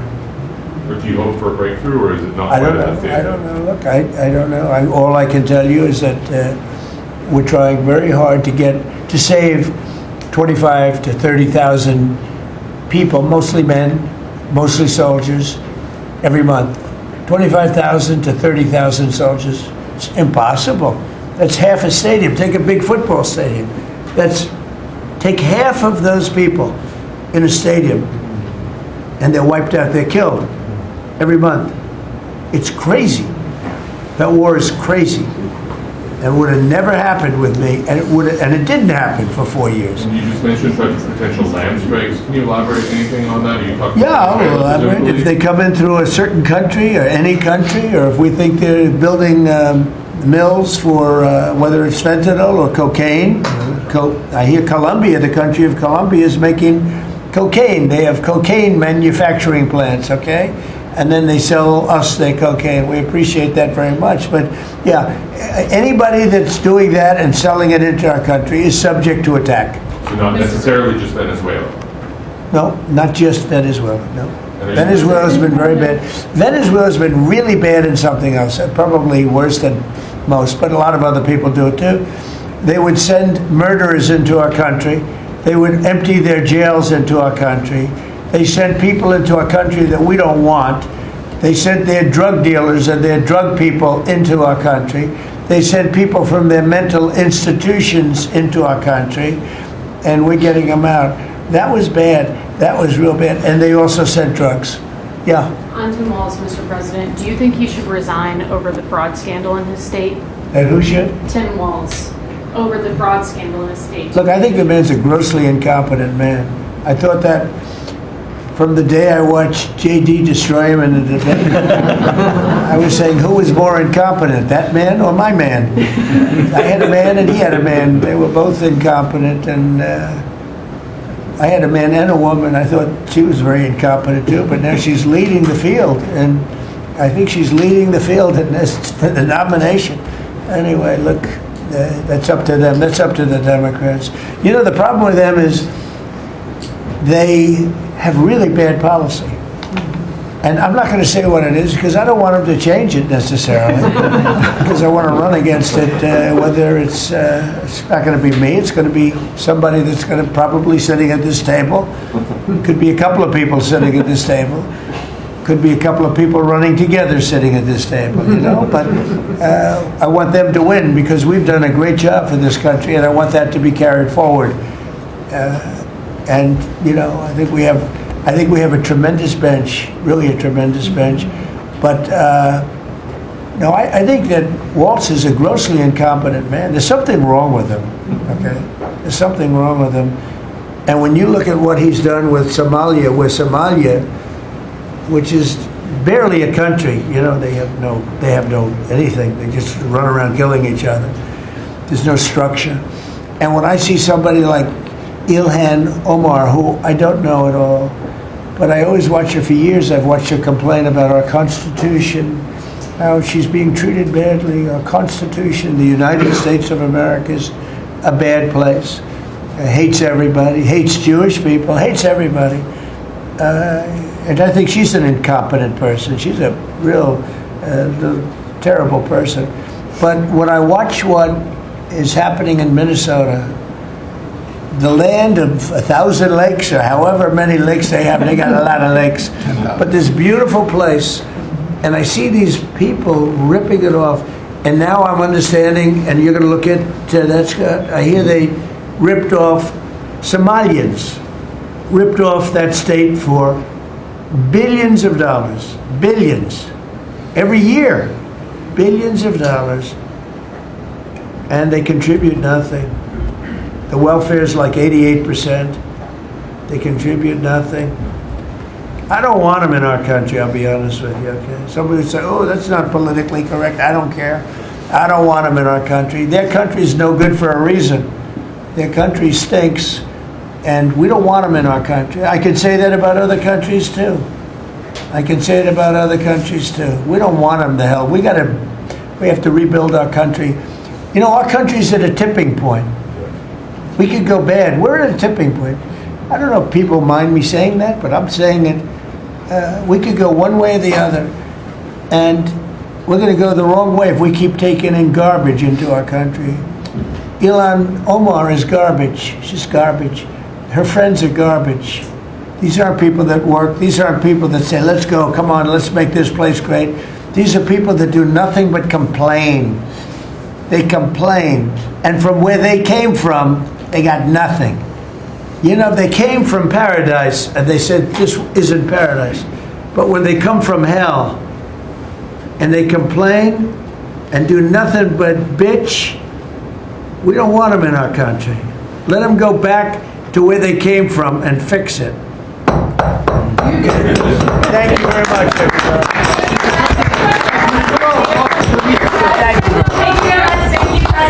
Mr. President, has the Bureau offered to leave? Yes. Come this way. Come.